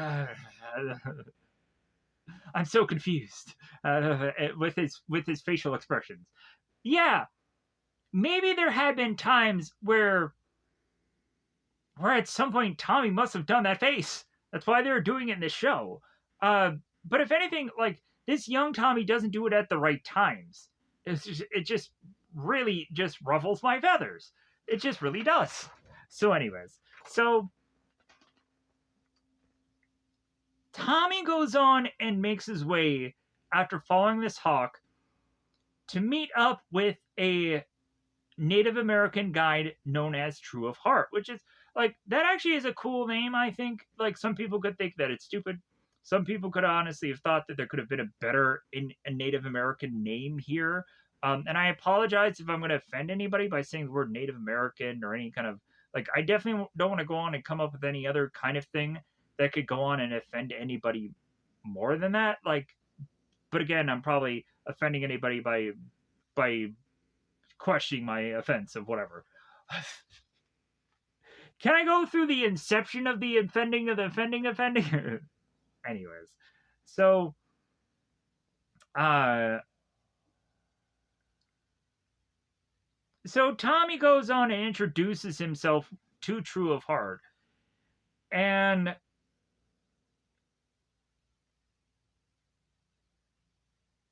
we would have this guide of sorts that is supposed to be Tommy's that is just telling him it's like, oh yeah, all will be revealed in time to figure out where this crystal is, and they just kind of walk off.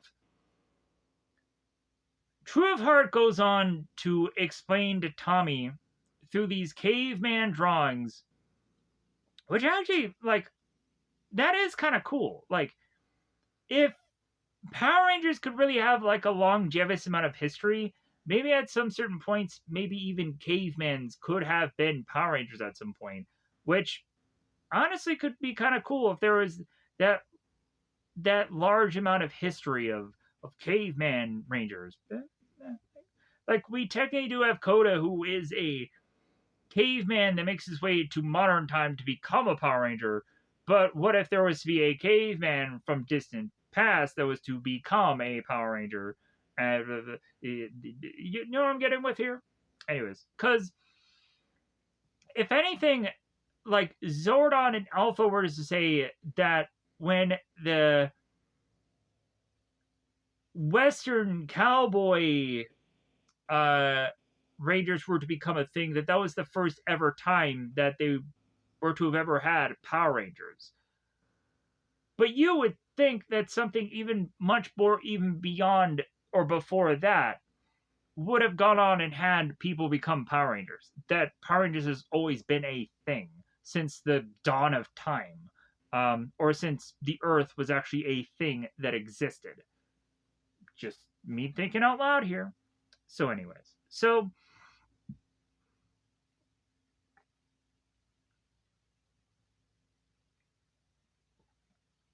here is where the guide, or True of Heart, within his caveman drawings, is to have a helmet that looks like the Red Zeo Rangers, is to have arrows, is to have Zed's staff. So, do the people of humanity know Zed well before even like during like caveman times? Interesting. So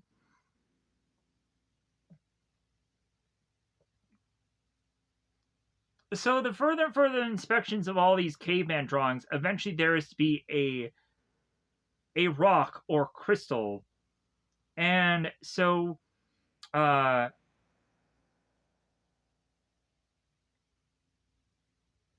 so Tommy is like, well, the crystal is the thing that I am looking for, and Tommy is to go on and ask True of Heart if he knows where exactly it is. So now we cut to Kat in her Australian, I'm sure, location. So Kat goes on to eventually walk through this road to eventually find this car, this Jeep, that is to stop. And young Kat goes on to meet a woman that looks very familiar to her because it looks like her within her teenage years. So Kat has to go on and be very confused at this point and be like, well, hey, you look a lot like me. And so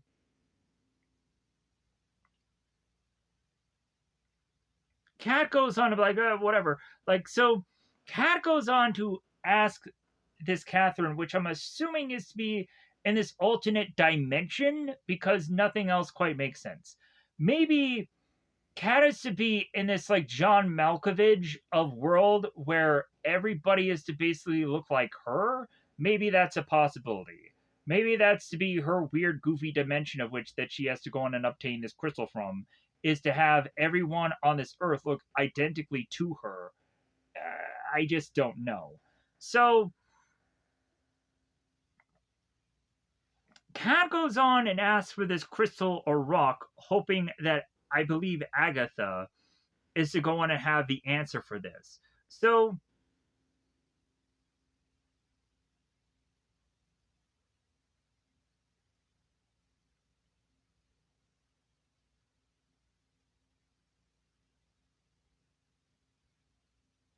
Agatha does know where the crystal is and has Kat jump into the Jeep to hope that the two of them can go on and obtain this thing together.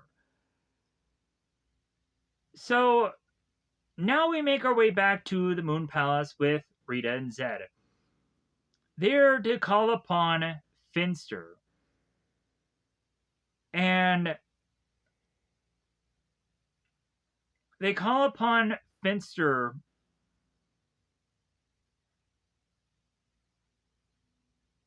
to have Finster try to figure out how to message Hydro Hog and to get a dimensional teleporter up and running so Hydro Hog can make his way to planet Earth. So at the command center, both Alpha and Zordon are to find out while with the Alien Rangers. They would come to find out that Zed and Rita are to have gone on and called upon the Hydro Hog. And Alpha and Zordon are trying to interrupt that message to have been sent so it gets canceled. Next up, we see both Rito and Goldar still going through this underground maze of theirs. So,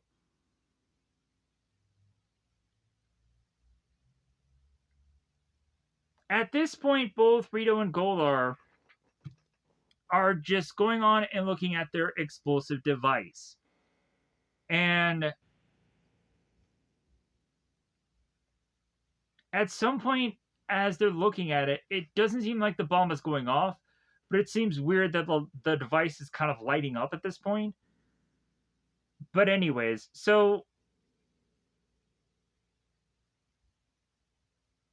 the two of them are really getting tired carrying it. So they're kind of fighting over who is going to carry it. And eventually Goldar hands it over to Rito because it's his time to carry the device. So Rito is to just be forced to just kind of hold on to this thing. So now we're back with Billy and Sestro. They have gone on to figure out how to make this this hydration device work. So this device is to have what looks like a bit of metal poles, and then there's a dome to kind of cover up the head. And then there's this long piece of wood where they have these two kind of sprinkler, these two like shower rods kind of pouring out water onto Sestro. So they're testing out to make sure that the device can work. Sestro does go on and become rehydrated, and as both Zed and Rita find out what's going on, they're like, oh, we need to put a stop to this. We need to go on and send out Tangas so that way it destroys this device. So the Tangas appear, and interestingly enough, Billy, without going on and having the ability of Power Coin or Morpher or what have you, is actually doing a pretty decent fight with the Tangas, which I found to be quite strange. But also, I'm kind of liking that Billy was to go on and do a good enough job to try to take out these Tangas. Because I would have hated it if the Tangas would have just mopped the floor with Billy. That would have just annoyed the shit out of me. So, Sestro morphs into his blue alien ranger self. And so Sestro starts taking out the Tengu warriors as Billy is going on and doing a good enough job kind of fending off two Tangas at the same time. So one of the Tangas get into the hydration device, and Billy is too busy with the Tangas to try to get away to try to save the device. So the Tangas break the metal rods, and eventually the domed sphere thing that was on top of the device just falls on one of the Tangas.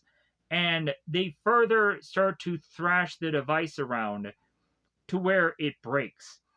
Billy goes flying to try to save the device somehow or another, and he gets to go underneath it, and he's kind of just stuck in it. So we now have Sestro that is going on and facing off against all the Tangas, flipping or rolling off the backs of them to eventually take out the Tangas, to make his way to Billy and free him from being trapped underneath this device. The Tangas all go on and fly off here, and they are to find out the device is trashed and that there's nothing they could do to save it. You would think that they would just make another device then. You would honestly think that Billy would go on to probably figure out, it's like, well, yeah, luckily I made another spare device because I knew that Zed and Rio would probably go on and try to figure out how to stop me from making this device, so I had another one. Or he, like, you would think he would have gone on to make extra pieces somewhere. Like, you would have them stored away for a rainy day, but I guess he only had to just the right number of pieces to make this one thing. So, but I guess you also just have to assume that Billy is just made of huge amounts of money, right? Eventually he does. He becomes this guy who used to be this like tech gadget guy who basically just makes another command center, and anything that he wants he could just make because he's just that good of an inventor. But anyways, pushing on here. Well, Billy does go on and make devices for like Ernie at the youth center and stuff like that. So you would think that like Billy could go on and have a good amount of money just kind of stored away for a rainy day, but I don't know. You would also think that the command center would be able to have like resources for Billy to make a machine. Like how Alpha and Zordon just had food lying around just made no sense to me. But anyways. So here's where we have young Kat and Agatha. I believe her name is Agatha. There was somewhere in my notes where I saw that this woman's name was Agatha. So here's where the two of them stop this car, and a elderly woman makes her way closer and closer to this car here. We'd come to find that the elderly woman is desperately asking for help. Kat turns to Agatha asking, like, well, hey, like, shouldn't we help her? How about bring her into the car and you all drive off and come up with a solution at some point? No. Eventually, if Kat wants to go on to help out this elderly woman, she needs to get out of the car and walk off to wherever this woman's house is, and then eventually obtain what is to be her crystal anyways. So, because Kat turns to Agatha, and Agatha says, hey, if you go with this elderly old woman to help her, you'll forfeit your chances about getting this crystal. And as Kat comes to this crossroads, like, well, where should I do? What should I go? Who should I help? So, as this elderly woman's like, help me, I'm old. I'm old, help me. Like, I'm getting older by the second. That's what she should have said. I'm ad-libbing here. I'm making fun. So now we cut back to Tommy and his shitty guide. I'm sorry for cussing there. I probably shouldn't have. But like, if anything, like I'm assuming that some of these videos might end up being made for kids anyway. So what better way to come up with some kind of cuss word so not every bit of these videos end up getting made for kids. Or I'm hoping it shouldn't get made for kids because I think everybody should be able to watch Power Rangers. Like, I think Power Rangers is kind of technically a family show, but I guess I could be wrong. There's a lot of times where I think things do get just dubbed for kids and what have you, and that sucks. But anyways, moving on here. So, hence why I was trying to do other things beyond just being a Power Ranger channel, because any number of these things could just be thrusted in to be made for kids. So that's why I try to avoid doing just Power Rangers on this channel. I try to do more like adult content and find more interesting things to just kind of bide my time with. Anywho, so as Tommy is to go on and ask this True of Heart where he should go to find this crystal, True of Heart goes on to tell Tommy, it's like, well, just listen to the birds, just follow your nose, just let nature be your guide. And Tommy's like, well, that's not really an answer. So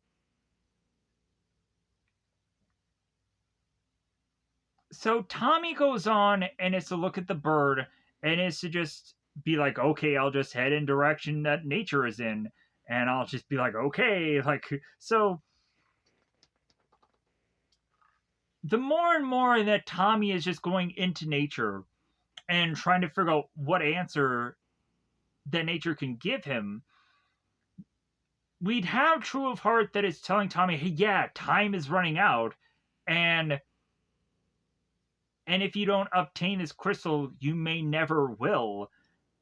And Tommy's going on of like, well, yeah, like the crystal was the whole thing I was here for. And so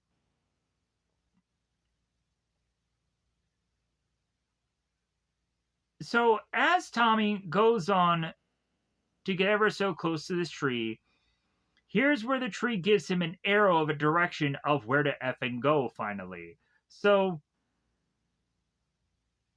and then the arrow turns into a flame and then disappears. And so as Tommy goes on and follows the direction of that arrow, we just have the guy that's like, well, you're on your way. Honestly, this guy is kind of like the Brady Bunch's father in some ways, where it's like, where he goes on and has this like riddle bullshit, where it's like,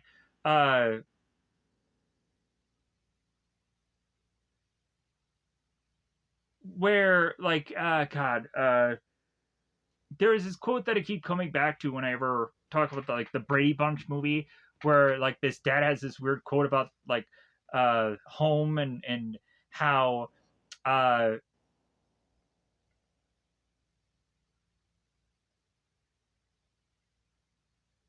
house is not a home, it's what you make of it or something like that. It's some like weird goofy riddle or some goofy thing like that. Someone have to go and watch that Brady Bunch movie to tell me what that quote is, because it's been so long since seeing that movie. But it's something like that where it's like home is where you are at, or something like some goofy thing like that, where it's some riddle goofy thing. So your home is where you are.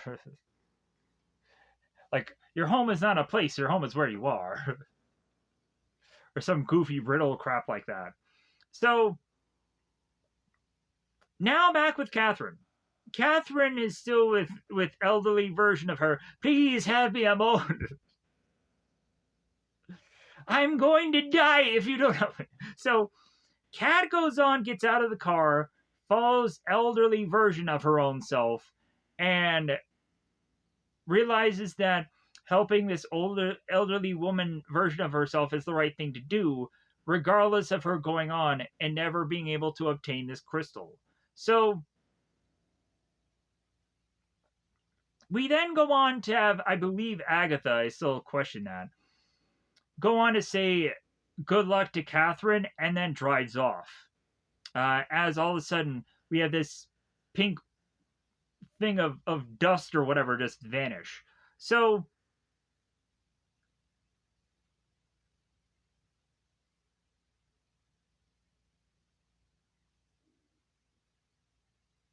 we now have Billy and Sestro that are to try to reconstruct the hydration device and realize how it's unsalvageable. They were to go on and say how it's destroyed now. Now they're saying it's unsalvageable. So Sestro would say it's like, well, at least I am to go on and have to need to be without rehydration because I had just gotten rehydrated. But what about my friends? Um, and he's afraid that Lord Zed will go on and realize that yeah, there is to be um, that taking advantage moment that will go on and at some point happen. So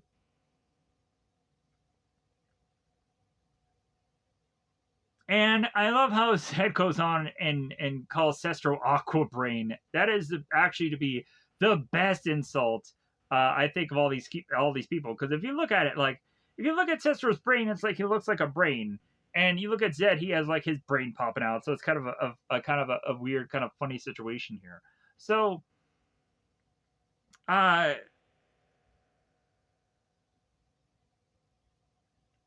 so Zed goes on to ask Finster if the teleportation device is to be ready yet, and that soon they will have the Hydro Hog guy to have made their way to Earth. So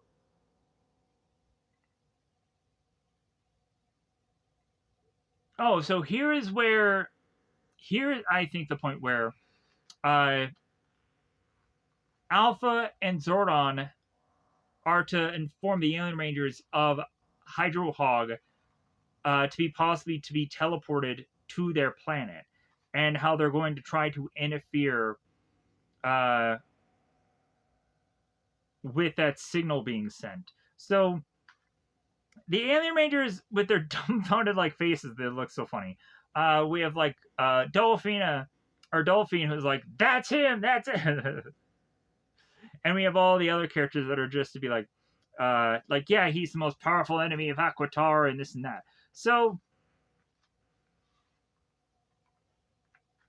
we then cut back to Catherine helping out elderly version of herself, which is still weird. So as they figure out how to get to elderly woman's house, Catherine goes on to then reward, or Catherine, um, elderly woman goes on to reward Kat with her good deed by giving her this chest. As she opens it up, it's to be revealed that it's to be none other than the crystal. Kat is to be so excited because she's like, oh my god, yeah, this is what I've been looking for. Yeah, I have the crystal. Woohoo! So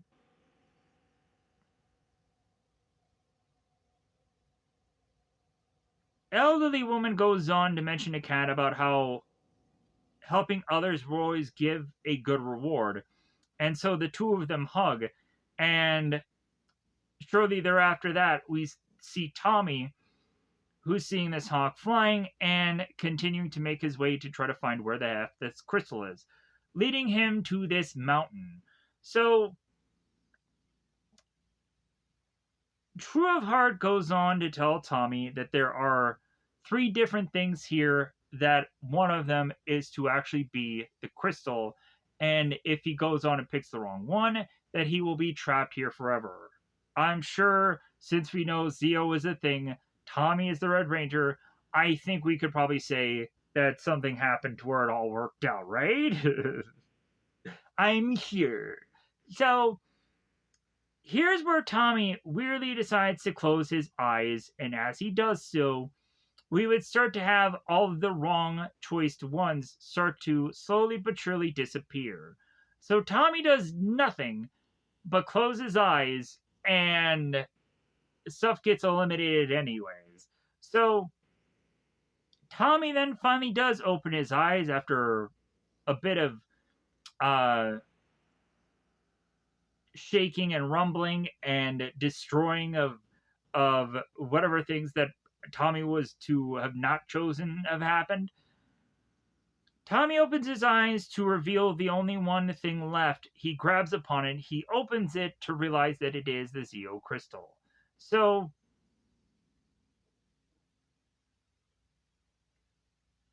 the true of heart is to state how Tommy has fulfilled his purpose here and has completed his quest and has connected with his inner self, because a lot of that is to be what Tommy was supposed to do here. He was gonna like connect with himself, connect with things.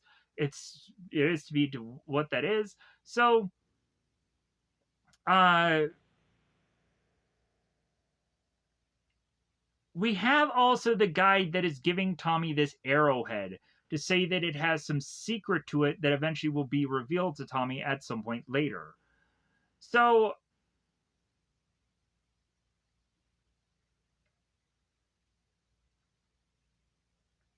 shortly thereafter that, Tommy then teleports and leaves, and True of Heart goes on to become this weird tornado like thing, and then he leaves also. So now we have Tommy and Kat that both appear at the command center saying, I got my Zeo Crystal, I got mine. Yeah. So, like, you know, when I go on and I make fun of these actors and what have you for their performances and what have you, but, like, if anything, like, these people are to go on and be forever known as being a part of Mighty Morphin Power Rangers, a show that everybody just loves and what have you. Like, regardless of what part they were to go on and play, yeah, like, they're going to be forever attached to the show. They can go on and obviously do conventions and signings and stuff like that, even though they were only in 10 episodes and whatever. Uh, but yeah, but like, it's so cool that these people were to have been a part of the show. And also, like, it's cool that they were to have gone on and uh, been a part of the show during this time, which is, yeah, it's like, if there is one season to be known for being a part of, this would probably be it, right? So yeah, so it's good for them. I'm happy. Like, I hope every one of them have had like career successes past this point. Like, I would go on to follow like the guy who is the kid Rocky. Like, I follow him on like social medias, and I know that he was also like Colt and like Three Ninjas. I would go on to follow the guy that is to be the young Tommy, and I've seen stuff where he's gone into conventions and dressed up as like Tommy costumes and whatever from whichever season. Like, I would go on to just find um, like alien rangers, and they're out of their makeups, of course, and what have you, and doing their conventions and whatever. But anyways, so now back with uh, Zordon going on and congratulating both Kat and both Tommy for achieving their crystals. Now again, it's to go on and be whoever is to be left to be talked about, and also uh, to uh,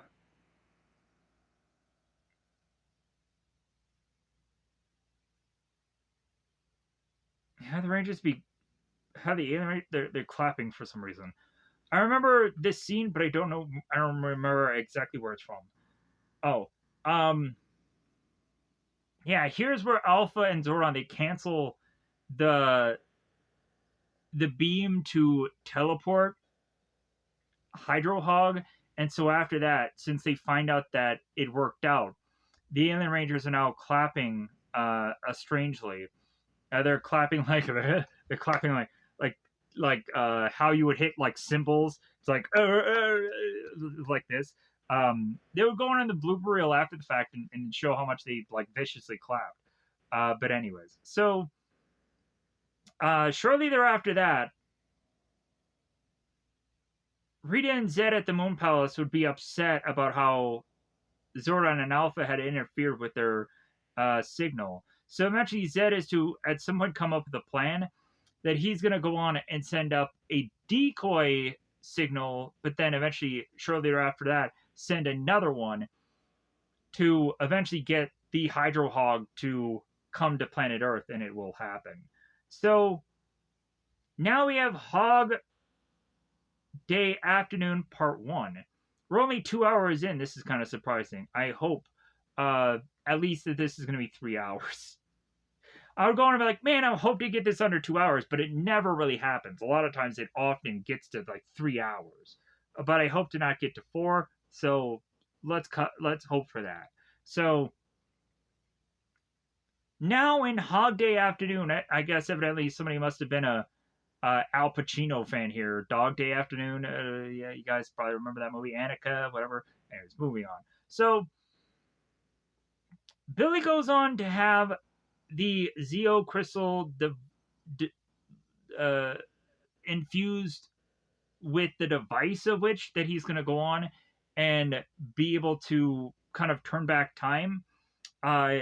So Billy gets the crystals in place, but then realizes that they need every single one of the crystals for this machine to really work. So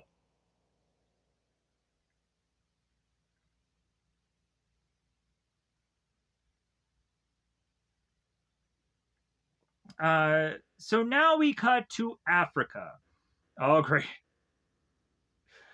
Let's everybody start moaning and groaning because we now have the Aisha part of this story. That eventually a lot of people are like, yeah, I didn't like this part. I didn't like how it didn't make sense. Yeah, I get it. So Aisha goes on and is to make her way to find a lion. Because we have to have this like random bit of stuff with like lions and tigers and bears, oh my. To be shown as like stock footage. But so Aisha makes her way to see a lion that is to be off camera, well off into some kind of distance of frame. Nowhere near close to her. Anyways, so we then would come to find both Zed and Rita.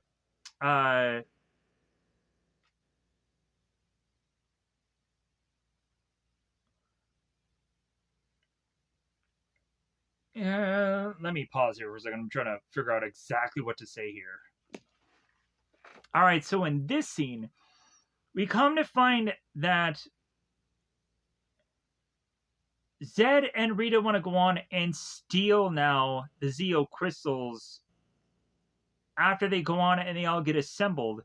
And they assume that Goldar and Rito can go on and steal the crystals once they go on and figure out a way to get to the underground part of the command center, which doesn't really make sense to me because Rito and Goldar would still have to go on and make their way into the command center, which, if we know from the past, we'd come to find out that anybody without a power coin would not be able to get into the command center, but I guess bizarrely Goldar and Rito can, which I guess is to just be again another problem within this show.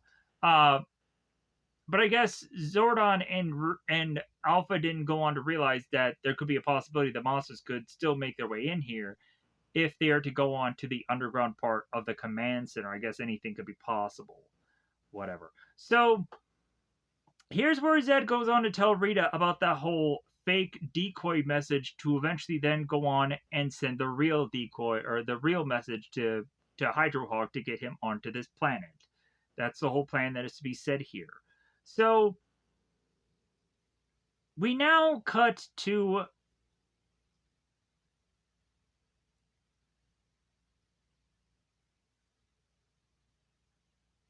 Billy putting in Zeo crystals or putting in Billy goes on to turn on this Zeo crystal machine, and it seems that the machine is quite overloaded. That they need one last Zeo crystal to make this thing work, so they're just waiting on Aisha at this point now. So we now cut to Aisha. Aisha again is having this lion come after her, supposedly. even though the two of them are not at all in the same frame of one another. So it's bullshit. So Tanya appears and eventually shushes Aisha.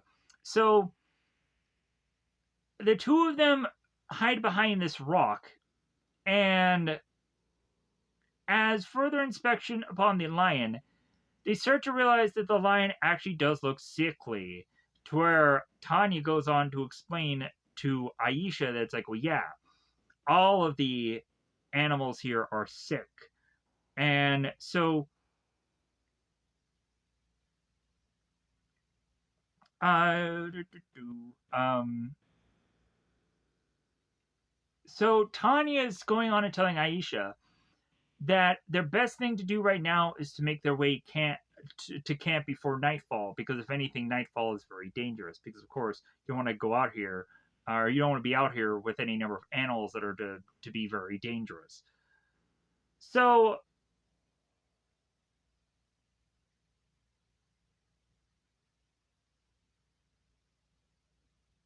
we now cut back to Rita and Zed. So Zed goes on and he blasts out the decoy signal, and then he waits.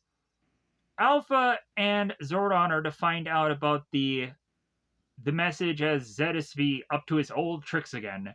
Whatever. So Alpha and Zed again block the signal, and so Rita ends up asking Zed, "Hey, well, what are you waiting for? Like, send another signal." So Zed finally does go on and send another signal, and Hydro Hog responds. So as Hydro Hog and Rita and Zed having a conversation here, Hydro Hog mentions about how, like, well, yeah, you can't go on, you can't be these Power Rangers. So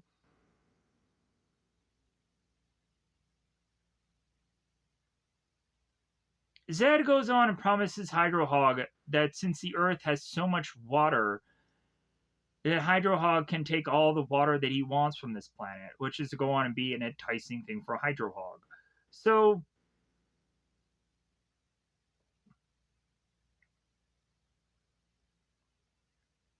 the next thing we cut to is again Rito and Golar just still making their way through this maze of a underground command center thing. So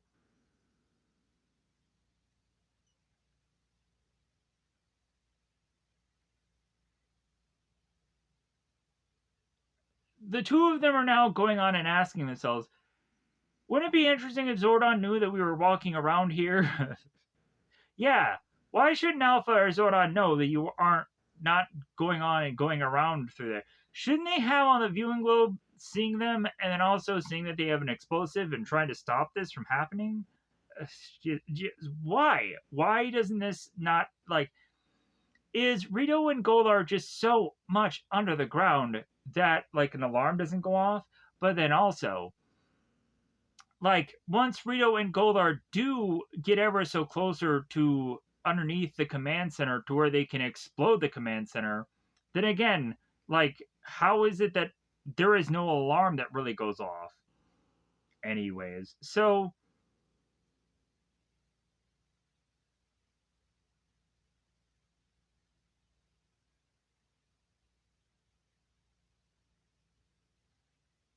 the Alien Rangers are to go on and make their way to the command center, and Alpha is to go on and ask the Alien Rangers why exactly they are there, thinking that they were going on and hydrating on the planet via some lake.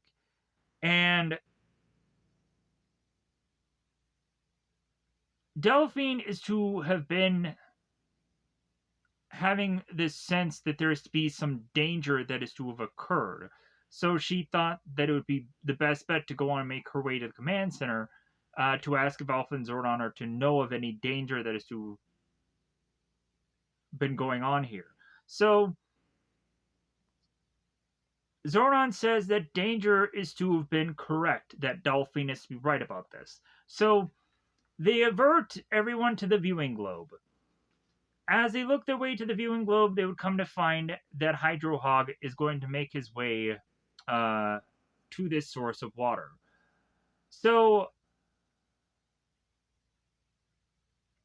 Hydro Hog goes on to make his way near a body of water where Bulk and Skull and a number of random people are to be existing in.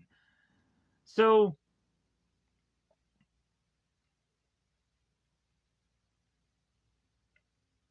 all the alien rangers are to be very just kind of afraid at this point, like, oh my god, Hydro Hog, he's going after those people.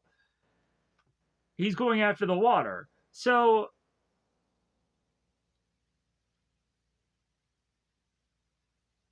the alien rangers are to be afraid at this point because they've never gone on and they've never beaten Hydro Hog. And they explain that to Alpha and Zordon. So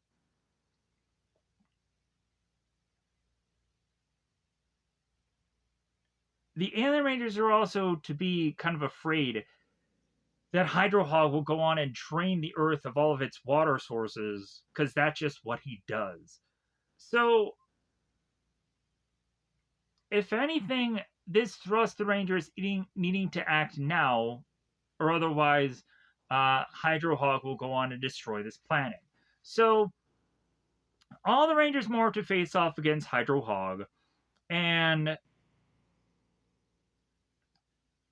as they go on and they try to tackle Hydro Hog down. We see both yellow and blue that try to tackle Hydro Hog. We see as the Rangers start attacking Hydro Hog one by one, he goes on and he just takes them all down. And when the Alien Rangers get their Equation blades out, or sabers out, eventually Hydro Hog just takes it from them and uses it against them. So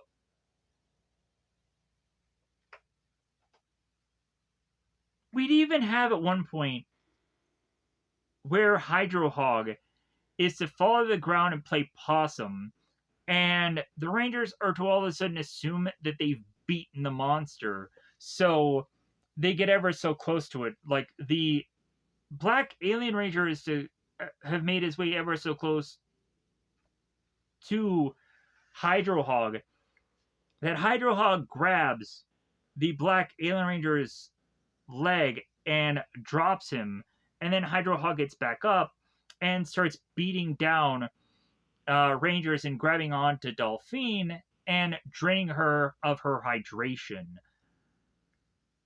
As Delphine falls and we see the glowing eyes of Hydro Hog, we now have the rest of the Rangers and Billy, because now I have to be insulting that way. They're all watching through the viewing globe of what's going on. Okay, so now we cut back to Rito and Goldar underground. They would finally see a sign that says Command Center this way. And I would go on to question, should they really follow that sign? Is that sign to be correct? Does that sign to be something that is going to lead them to actually the area, finally, that they need to go to? So, they do follow the sign, and so now back with the Alien Rangers. They're all going on to get attacked by Hydro Hog using their blades against them, or their sabers against them. And in the background, we have Bulk and Skull and all these random people that are going on and cheering the Rangers on, hoping that they're going to win here. Having Bulks and Skull saying, like, I love you, Alien Rangers, come on, beat them, and just having this, like, cheerleader mentality. So, we'd have the Yellow Ranger that goes on with his saber to try to face off against Hydro Hog, to eventually have him be drained, and as all the Rangers all fall to the ground after to have been drained, we then have the Alien Rangers that are desperately trying to get to the source of water, hoping that that will rehydrate them. We'd have Hydro Hog that uses this tornado-like attack coming from his arm as he raises it up to the sky. And this whole tornado goes on and sucks all of the water from out of the location, to where all of a sudden we are now seeing people like Bulk and Skull that are in this area that is to be of no water now. So now we cut back to Aisha and Tanya. So Aisha explains to Tanya about how she's looking for a piece of crystal, and it's really important that she finds it. And Tanya is to say to Aisha that there's possibly a woman here that would probably know what Aisha is looking for, that Tanya can take her to. So you would honestly kind of feel that there could be a possibility that maybe this crystal is to maybe be the thing that could be probably making these animals sick, which is kind of a strange theory. But if anything, like maybe after this crystal leaves, all of a sudden the animals start to get better, to where Aisha is to go on and maybe not really be needed in the past. So maybe she goes back to the present. Hence why, so wait a minute. So wait a minute. So if you think about it, once and always doesn't exactly make sense, because Aisha goes back to the past, right? So how is it that they go on in Once and Always and meet up with an Aisha who should be long since dead because she had been in the past, right? Like, wouldn't Adam have gone on and also to have gone back to the past and to have found Aisha where they had last left her? I don't know. Either way, the Once and Always thing doesn't quite make sense with what exactly had happened to Aisha. But then again, it's also nice that Aisha was to have been there, because Aisha was an important thing to Mighty Morphin, and plus also whoever they could have gotten for this special, come on, you got to get everybody. You might as well not include Aisha just because of how she left the show. Was to have had her go back into the past. I was also thinking I was kind of curious if they had actually gone on to actually use Aisha to wrap up that character. But it did look like Aisha, but it was just from a viewing globe and from a distance. So it's okay. It didn't look like they showed her from the back or whatever. So yeah, it looked like Aisha. So I guess they did write her off. So look at anybody else. Look at Billy when they viewing globed him to say his goodbyes when he wasn't really there. What kind of bullshit is that? Anyways, so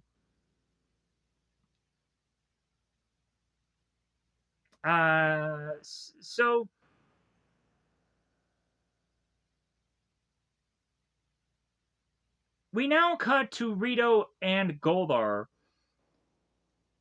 that are in this storage area of numerous boxes that are to have the words command center all over it to make things way too obvious, right?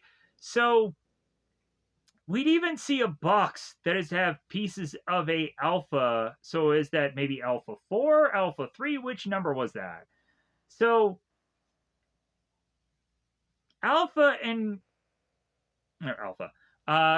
and Goldar, since realizing that they've made their way to the perfect spot, that all they can think to do now is to start setting off these explosives. So Rito goes on and starts to separate all the explosives into very crucial areas of the room. And then after going on and doing that, eventually Rita will come and appear in front of them after, I think, Finster kind of briefly talks to him, and then Rita appears. I think is what happens, or maybe just Rita appears. I'm not quite sure. If anything, I'll have to look back at this and just to be sure. But anything, Rita goes on and tells both Rito and Goldar, hey, yeah, like, you guys have to obtain the crystal before you detonate the explosives of the command center. You guys haven't set the explosives yet, right? Have you? And Rito and Goldar are like, yeah, we haven't. Yeah, sure. So, but anyways, cutting back to the alien rangers that are on the ground, just desperately like wanting to go on and get hydrated, but there is no way for them to be able to. So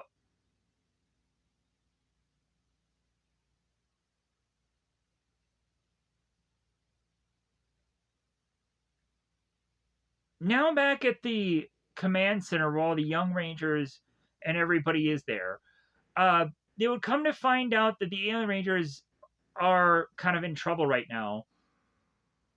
Zordon ends up stating to Alpha to teleport the alien rangers to a public pool. So the alien rangers get teleported to this public pool, but Hydro Hog has kind of beat them to it. So the pool is completely empty. So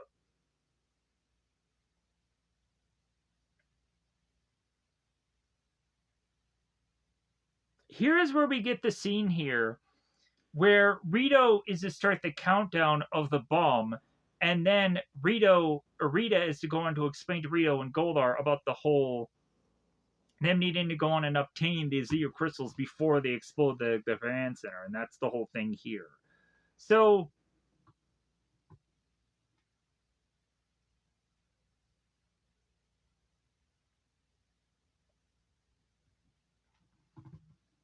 as both Billy and Alpha, they're trying to come up with a way to help the alien rangers here. That they need to come up with a way to find a large body of water to help the alien rangers be able to get hydrated here. So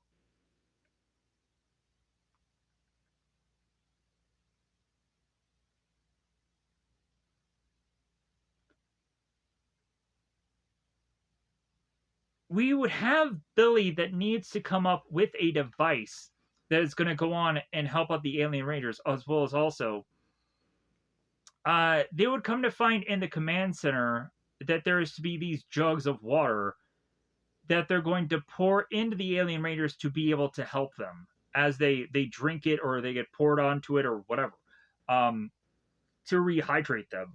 So cut to Aisha and Tanya. They're running through the African forests or whatever, the African desert, as dusk is happening, as the sun is completely going down. So the alien rangers are to thrust their hands out within this public pool, hoping that there is some way to get hydrated. We then would cut to the end of this episode to make our way into Hog Day Afternoon Part 2. So we now have this reporter that is going on because it's kind of strange to see that the command center is watching the news at some certain points in the show. It's just kind of weird to me. I don't know what it is. It's just strange. But if anything, it does kind of make quite a bit of sense. So we have this news reporter that's saying about how Angel Grove is to be so dried up where there is to be seemingly no water. If anything, the only real hope is that there's a chance that it may rain at some point, and that's what everybody's hoping on. So here's where the young rangers and they go on and they find these jugs. Hey, we have these jugs here. How about we give the alien rangers that? And so Billy goes on to tell the young rangers, yeah, teleport to where the alien rangers are, so that way you can give them that. As Billy is going on and trying to fix this hydration device to help the alien rangers, to hope that it hydrates them. This kind of weird gun device. It's kind of like the device that Adam Rocky and Aisha used when they were at the command center before they had become Power Rangers. Like, it's kind of reminding me of that kind of device that they go on and they they shake at the command center while it's firing onto the viewing globe, because Billy will go on and do the exact same thing.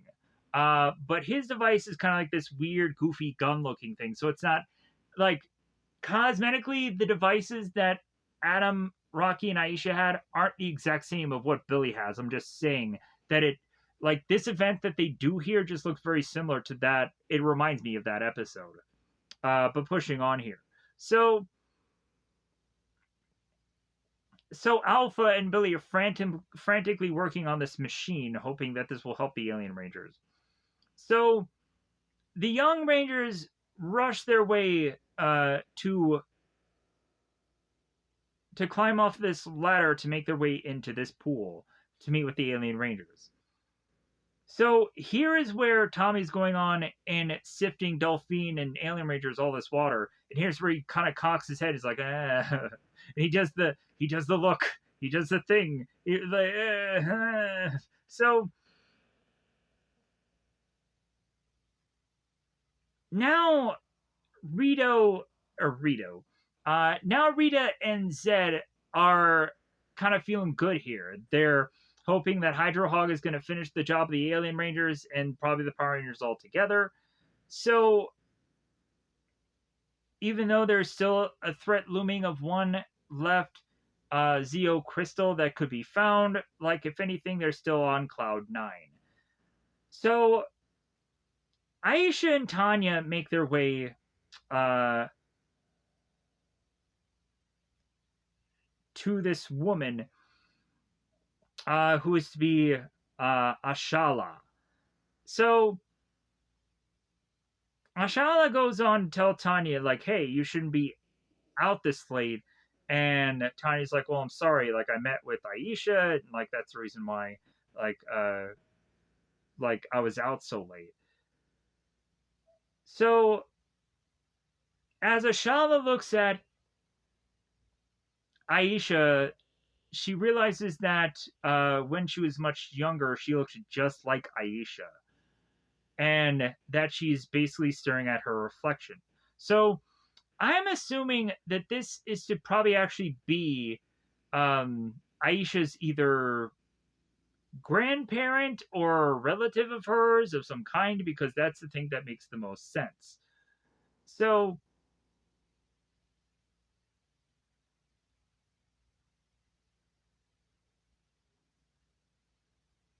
or no, wait, we have seen Aisha's grandmother at some point, right, in the show? Because eventually they did the whole hate monster thing, and you could see Aisha's grandmother. So maybe this is Aisha's great grandmother. Who knows? It could be any number of ancestor person of Aisha's past to just kind of make more sense of this. Anyways, so. But Ashala is to say that since they are to be both obviously relatives by the look upon themselves, that Ashala is to realize that if anything, Aisha has now made her way home. So Ashala is to talk with Aisha about how dark of a time that Africa is to be in, about how the animals are to be so sick, because again, we have to bring this up for the 80th time. So Ashala is to mention to Aisha, hey, I'm willing to give you this crystal within this chest if me giving you this will ensure that you will stay with us. And so Ashala goes on and gives Aisha this chest. Aisha looks at it, opens it, and then she has to take some time to decide here. So because Aisha was like, well, hey, like, I went here specifically to find this thing, and so now that I have it, so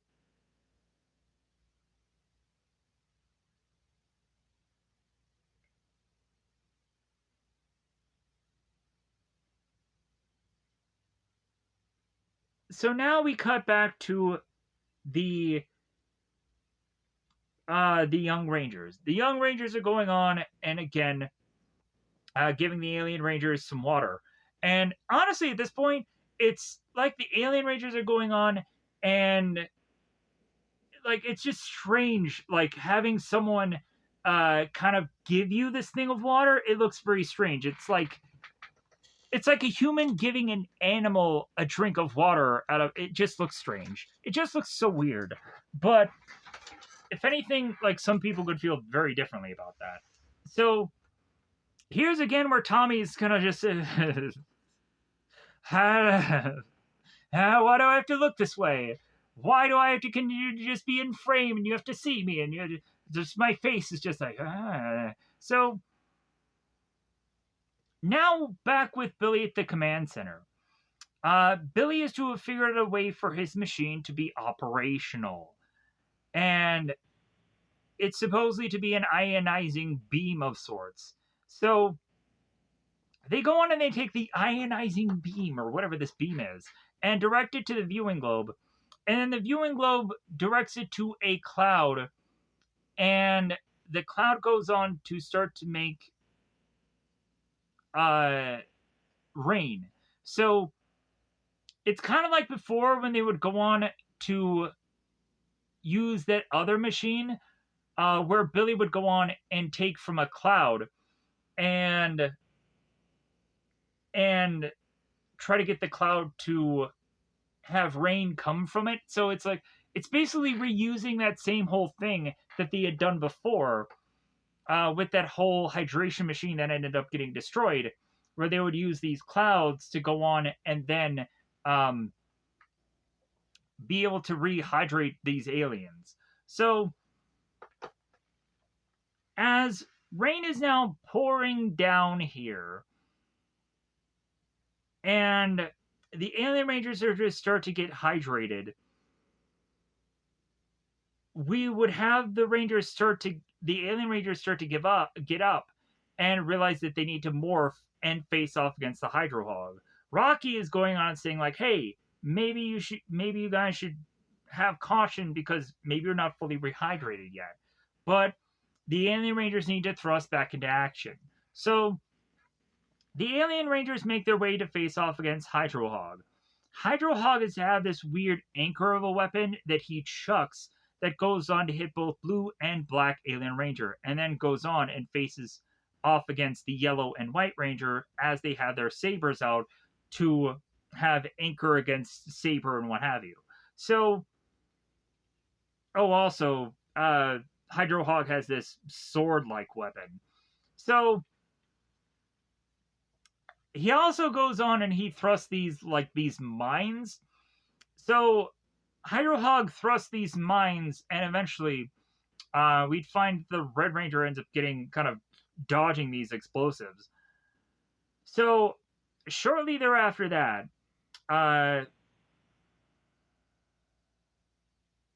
both Zed and Rita decide like, well, hey, what do we normally do? We combine forces together, combine wands together, make my monster grow. That is the next thing that happens here. So Hydro Hog becomes giant in size, and so our Rangers are to call upon the Shogun Zords, and then eventually are to call upon the Shogun Megazord. So Hydro Hog goes on and uses his weird looking shaped sword to kind of hit the Shogun Megazord. It's kind of interesting here about how Hydro Hog really does become a really good threat to even the Shogun Megazord. It's actually really interesting in that way of doing things. So,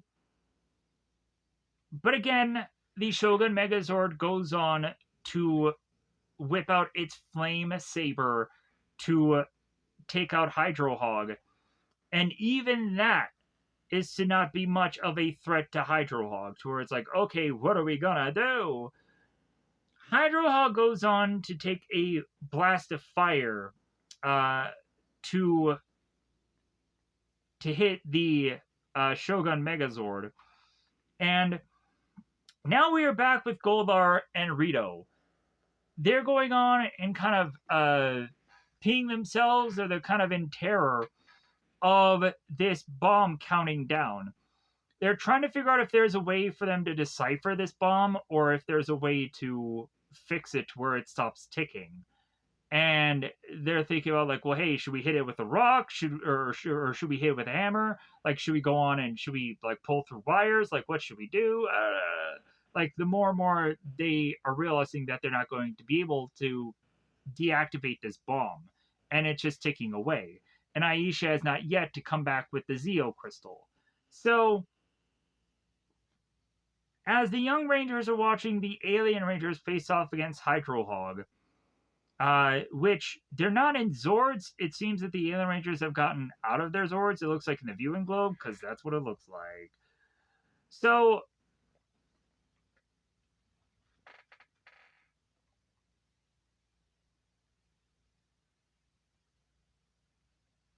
as the young Rangers turn to Zordon, they realize that it seems that the Shogun Megazord is not going to be good enough, that they need some kind of additional power. Billy goes on to state, like, well, hey, we can call upon the Falcon Zord remotely and have the Falcon Zord connect with the Shogun Megazord to use that attack. To be the Shogun Mega Falcon. So, as the Falcon comes in, screeching its way through, the Falcon Zord does its missile blast from its wingtips, and then goes on to reconnect with the Shogun Megazord, going on to then blast its ultimate attack to then go on and destroy the Hydro Hog. The Alien Rangers are now to go on and be present onto the viewing globe, and Zordon ends up going on to thank the Alien Rangers for all that they've done, and that they hope that the Alien Rangers can now go back to Aquitar to rest and rehydrate themselves. So, now since Crisis is to go on and be averted,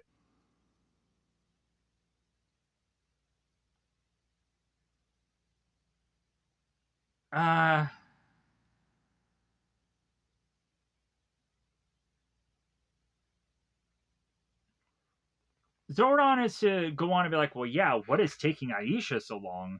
And so at this point, we now have Zordon that is hoping that Alpha can find out where Aisha is in time and try to track her down to figure out, like, okay, what is the problem here?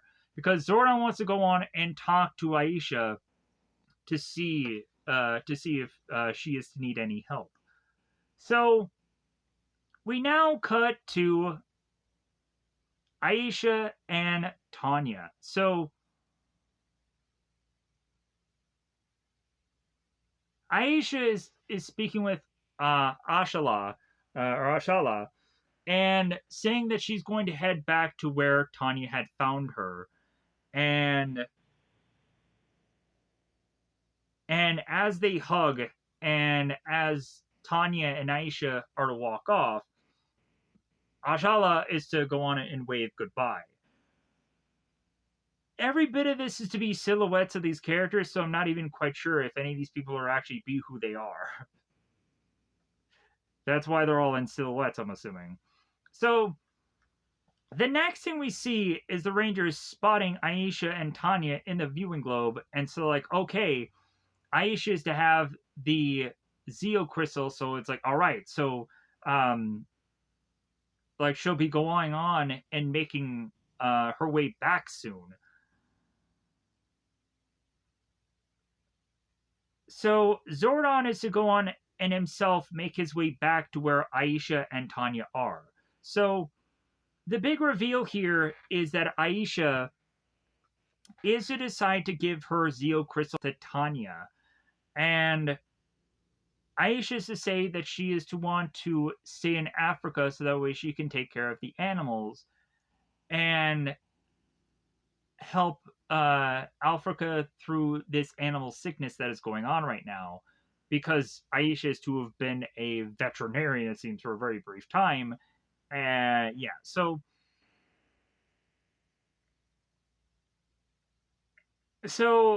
Aisha goes on and hands over her crystal to Tanya, and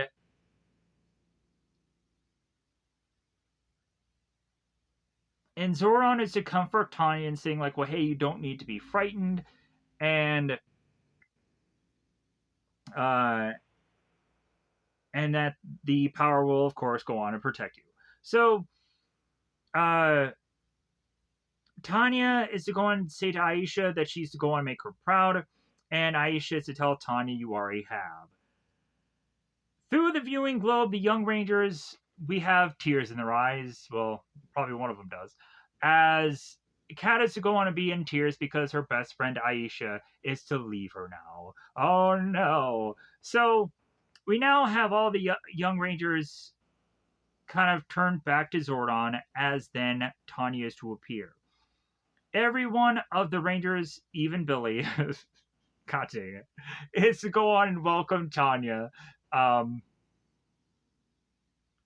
To the command center. So, as Tanya is to hand over Billy this crystal, it's kind of weird how he's like really looking at it. Like, I was assuming at one point that Billy was going to go on and like lick the thing. I was like, ah. Like, I thought that it was like weird how he's just kind of I really, but like, I get what he was doing. Like, he's looking at the crystal to just kind of be sure of it and what have you. So, but yeah, so Billy goes on and takes the crystal and puts it into the machine and then turns the machine on. And so the Earth goes on and spins just like Superman had gone on to at some point spin the Earth to where it goes back in time. It's very much a similar kind of thing here within that Superman movie, if you're not aware of it. The early Superman movies, where at some point Superman had seen Lois Lane die, so he gets so upset that he goes on and starts to just spin and spin and spin around the Earth until uh, somehow the Earth goes back in time. Strange, but it worked somehow. So Superman was able to save Lois and save her from dying. So uh,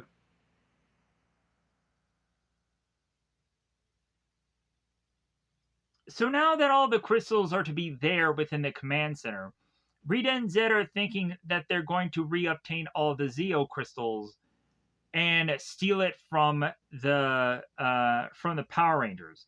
So the next thing we see is both Bulk and Skull as young lads. They're going on and they're at this playground, they're at this swing, and at first we'd go on to see both Bulk and Skull become their normal teen ages. And then Bulk goes on to have his swing break, and I was like, what is this? Like, is this some kind of like weird, goofy? And then I would go on to be like, and then I would see Skull's uh swing break also. I'm like, oh, okay, so it wasn't just Bulk, it was both of them. I was like, okay, that just like at first I was like wrong, and then it was like all of a sudden like, oh, okay, so it's just the fact that both of them had turned into teenagers and then they weren't to go on and be able to fit on either one of the swings because whatever. Um, it's also quite interesting to see both Bulk and Skull back into their original outfits instead of them going on and wearing their cop gear. That I think was just kind of fun. Um, how their clothes were much more different than they usually are. So Bulk and Skull have no idea why the two of them are to be at this playground or at this swing set because they have no memory of it. And so now cut to the command center. Billy is to go on and start looking around and starting to notice that all of his friends have come back to their teenage age. We'd see that Billy is looking around and seeing Jason David Franks and Steve and Johnny Ompashis and Steve Cardenas and Juan and so forth, which will actually have been a Power Ranger in the show. And then we see a Tanya that is to be much more of a teenage age. So They would then go on to the viewing globe to see if Aisha had turned back to her normal age also. So they go through the viewing globe and they see Aisha, who is hugging on Ashala. So again, Kat is to just be so upset and just saddened by like, oh yeah, goodbye, my friend, and so on and so forth.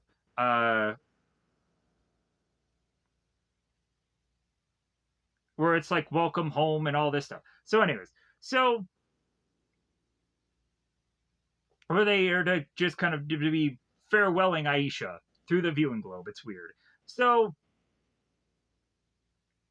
Alpha is to go on and say to Tanya that since she is to go on and be a person kind of out of time, that there needs to be some explanation that that needs to be done for Tanya to understand about modern time, but also Tanya needs to much more so understand how to morph and what a communicator is and all these things are for being a Power Ranger. So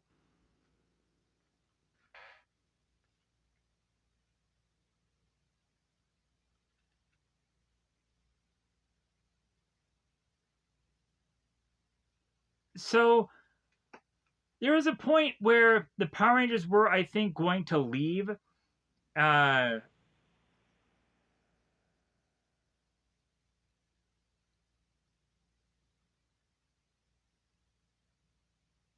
and then all of a sudden ends up being the Goldar and Rito explosive device that does end up going uh, close to exploding here. Oh, wait. Uh, so, uh, the reason why the Rangers were going on and leaving from the command center is they wanted to have a send off of the alien Rangers to thank them for all the stuff that they've gone on to do. So that's why the Rangers were going on and leaving, and Tanya was going to stay back to speak with Alpha. So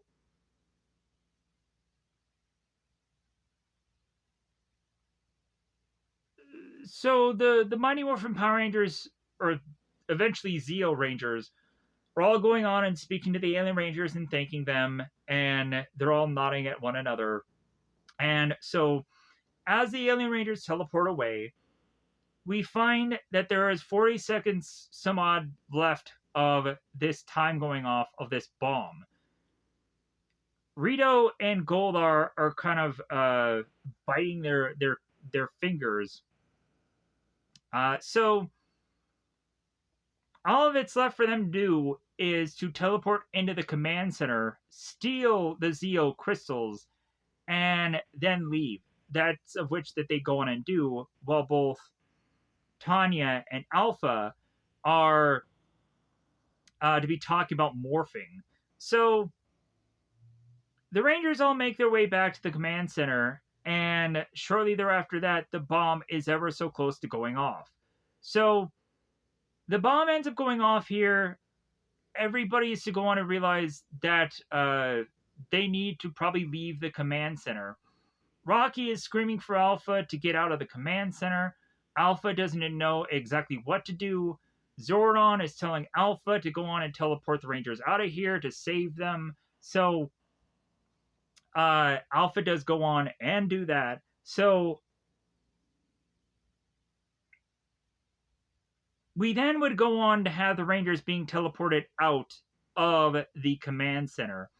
All of them seem to fall onto the ground, and as they get up and they're kind of like, they all of a sudden go on and notice that the command center has exploded. Billy is to cry out, no, and all the Rangers are to kind of be in their own way, exclusion for probably Tanya, because, like, dude, I don't even know you people. And again, Tommy's to go on and be like, is this really the end of the Power Rangers? You decide. God dang it, every time I'm going to be throwing that up. So, really, this goes on and wraps up the last bit of episode here. That wraps up me talking about this, thank goodness, because if anything, like, I was to hope to get this under 3 hours, but that really doesn't happen with any of these. But yeah, but like I hope to in some ways have made these reviews fun or funny or whatever. Like I'm trying as much as possible to just be like, well, yeah, I have a lot of problems with these episodes, but I'm trying to do it in the best way to just make them fun or funny or whatever. So with that, yeah, like there's a lot of times where I also like I really have to just be on the ball and really just be thinking these through because there's a lot of times where I watch these the night before and I have to rethink about the episodes now. I'm like, oh yeah, this is what happens. So I'm still not really perfect at reviewing Power Rangers yet, but also like with having to review 5 episodes at a time, it really is very difficult to remember every bit of everything.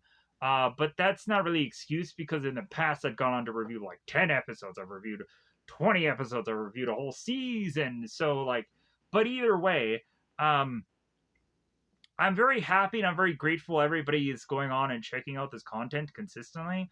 I'm grateful that people are subscribing to this channel. I hope to continue to figure out ways to visually keep people uh, appealed to this channel because I'm really trying my hardest to figure out ways to get items that will, in the best way possible, be thumbnail appealing and be uh, whatever I can go on and just do to get people to come in here to watch this stuff. Regardless of how the length of it is that they really do that. But yeah, but hopefully I'll keep going on and I will find the best clothing and the best things and best cool looking things that'll keep people interested. Like if anything, yeah, like there may be at some certain point where like I'm really just kind of scraping together clothing and stuff like that. But also, and there might be just some gap of times for some seasons to obtain things. Um, there is quite a bit of times where Timu did have like a good chunk of every season of Power Rangers stuff. But now it's to the point to where it's like it's really like finicky about all the stuff that they have in there, and it's very hard for me to obtain things more so than there ever was before. So I don't know. I'm gonna just hope for the best and slowly but surely hope that I can continue to just find items to be able to razzle dazzle whatever these thumbnails and things are. Uh, there's also some things where I honestly just want to selfishly get for myself. Like there's some stuff where I'm thinking like, yeah, I don't think I'm gonna go on and be able to figure out a thumbnail thing for this, but it would just be a cool thing to have. Because if I think I'm really going on and doing this hard work, I want to reward myself. But also, there's probably a way that I'm maybe going to use whatever that shirt is, or whatever that thing is, for some kind of future thumbnail or just a shirt that I wear in some kind of video. So, like, it'll make back what I get from it, but like also it'll just be a cool thing that I have that I could make a profile picture of or something in the future. But anyways, I'm gonna hope for the best for whatever this ends up being, um, and hope that eventually I'll just continue to find more people. Like I'm never going to like I even feel like I've probably said in the past that like I've worked so hard at this, I deserve. No, like I don't think that I've done this good enough still. Um, I don't think that I figured this out yet. But once I get there, once I get to a point where I feel finally absolutely um, like knowing where to go or knowing how to execute all these, then I will really feel comfortable. Like I know that it's like I can't do everything perfect. That I can't like I know I want to try to be a perfectionist. I know I want to try to um, put way too much stuff into this. I know that these videos are very long, but um, in my mind, like this is the only way that I think um, of how to do these things, and a lot of times probably no one would probably tell me different. sadly enough. Um, to what I think I'm doing is just right. I just think that um, regardless of this channel just miserably fails, falls, dies trying, that at least I'll go on and I'll be able to sleep at night knowing that at least I tried everything. And that's the end of, I think, every video that has been going on for the longest time. There'd be a lot of times where I would just go on and not say any of my thoughts and just end the video, and I just um and I would do that. But like now I think I just want to go on and I just want to speak up and I just want to just say whatever I'm feeling in my mind, even though it could be like the same thing that I've been saying for 80 other videos, that every single, I'm sure you can find it at the end of every one of these videos. It's just the same thing that I say through a number of different iterations. Um, I'm also to feel like very like happy about where the channel's going. I feel that I really need to get really on this channel more and do more content. Um, but then there's also where it's like how much is too much, and also like there's a lot of times where I've done content that no one really cared about, so it's just like, okay, so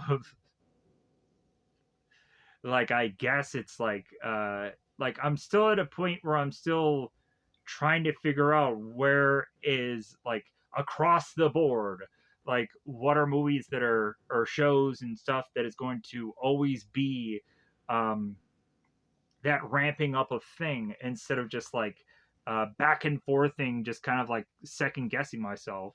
um like I wish I can go on and get back to a pattern of figuring out what all is to be the best things to put on this channel. But uh like I honestly do so much research, hence why like there's someone to have gone on and said that I need to have done research. I'm like, no, like I've done so much overwhelming amounts of research that I don't feel that I need to take more time out of my life to do anything more than that.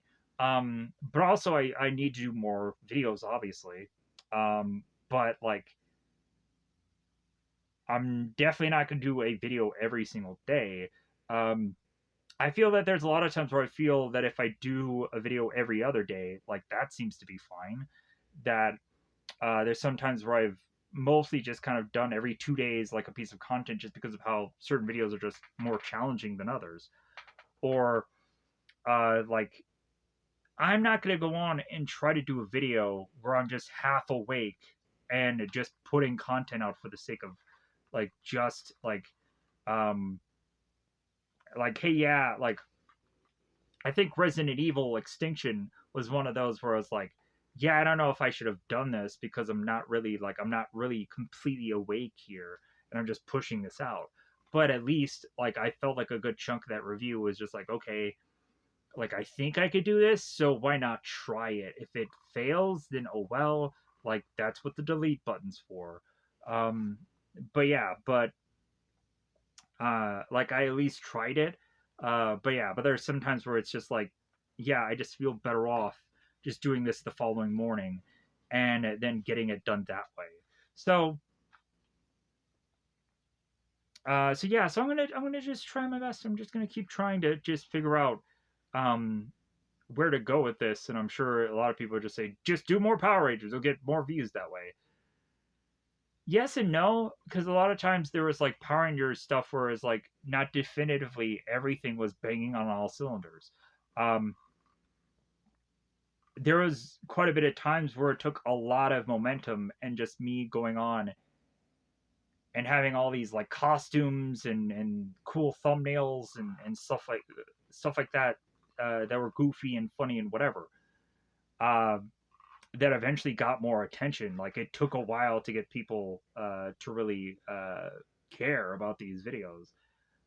So, but that's everything. That's every single video. Like if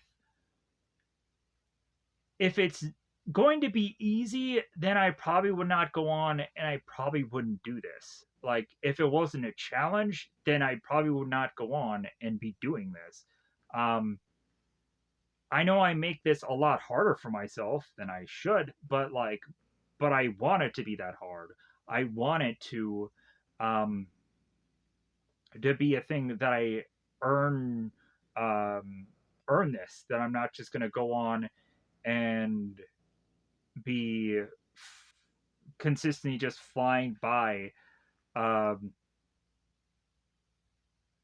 just small amounts of successes. Like, yeah, there's stuff that still to this day is doing huge for the channel, um, that I really just have to go on and just have to have like upkeep going on of just like, well, hey, I should probably just keep trying to make um, a certain number of videos so it feeds into having one video still to be relevant, to where people will still keep finding that one video so I can find other people. But like, I'm just going to go on and continue to have fun with what I'm doing. I'm going to find these random movies and random shows that I'm sure no one has effing heard of and no one cares about, and I'm going to review them at some point. But also, I'll get to some stuff that people have heard of, um, because I want to just find just content that will be something that's new for me and isn't a rewatch. Because there's so much stuff that I've gone through in this channel. It's like, yeah, this is another thing that I've already seen already. This is a rewatch already. Um, Finally, we're getting to Power Rangers Zeo that isn't a rewatch. Because if anything, like from the start of Mighty Morphin to the end to getting into Zeo, was to have all been a rewatch for me in the past that I've seen all of this before and I knew how probably bad it was. But now going into Zeo, Zeo isn't as in my mind, like I know everything about it. Like if anything, Zeo is completely forgotten by me, except for the fact of like the Gold Ranger and and what all is to be with that character. That I'm very familiar with. And Turbo is to be very hit and miss on me to really just try to figure out like, man, is that show going to be any good, or how interesting will those reviews be? Uh, I've already gone on to in the past reviewed In Space and no one cares about it. But if anything, it's kind of funny how a lot of videos will talk about how In Space everyone loves it. But yeah, but I'm gonna be looking at In Space to just like, is anybody gonna care by that point? Is anybody gonna even care when I get to Turbo? Like if Zeo does well. Um, these are all going to be interesting things when I get to these points of just covering these as a series review to see where this all heads. So I'm going to get out of here before this video gets even longer. Plus, also, I have to grind away on Temu to hopefully get costume items and things that eventually will end up for these thumbnails and probably for things for me.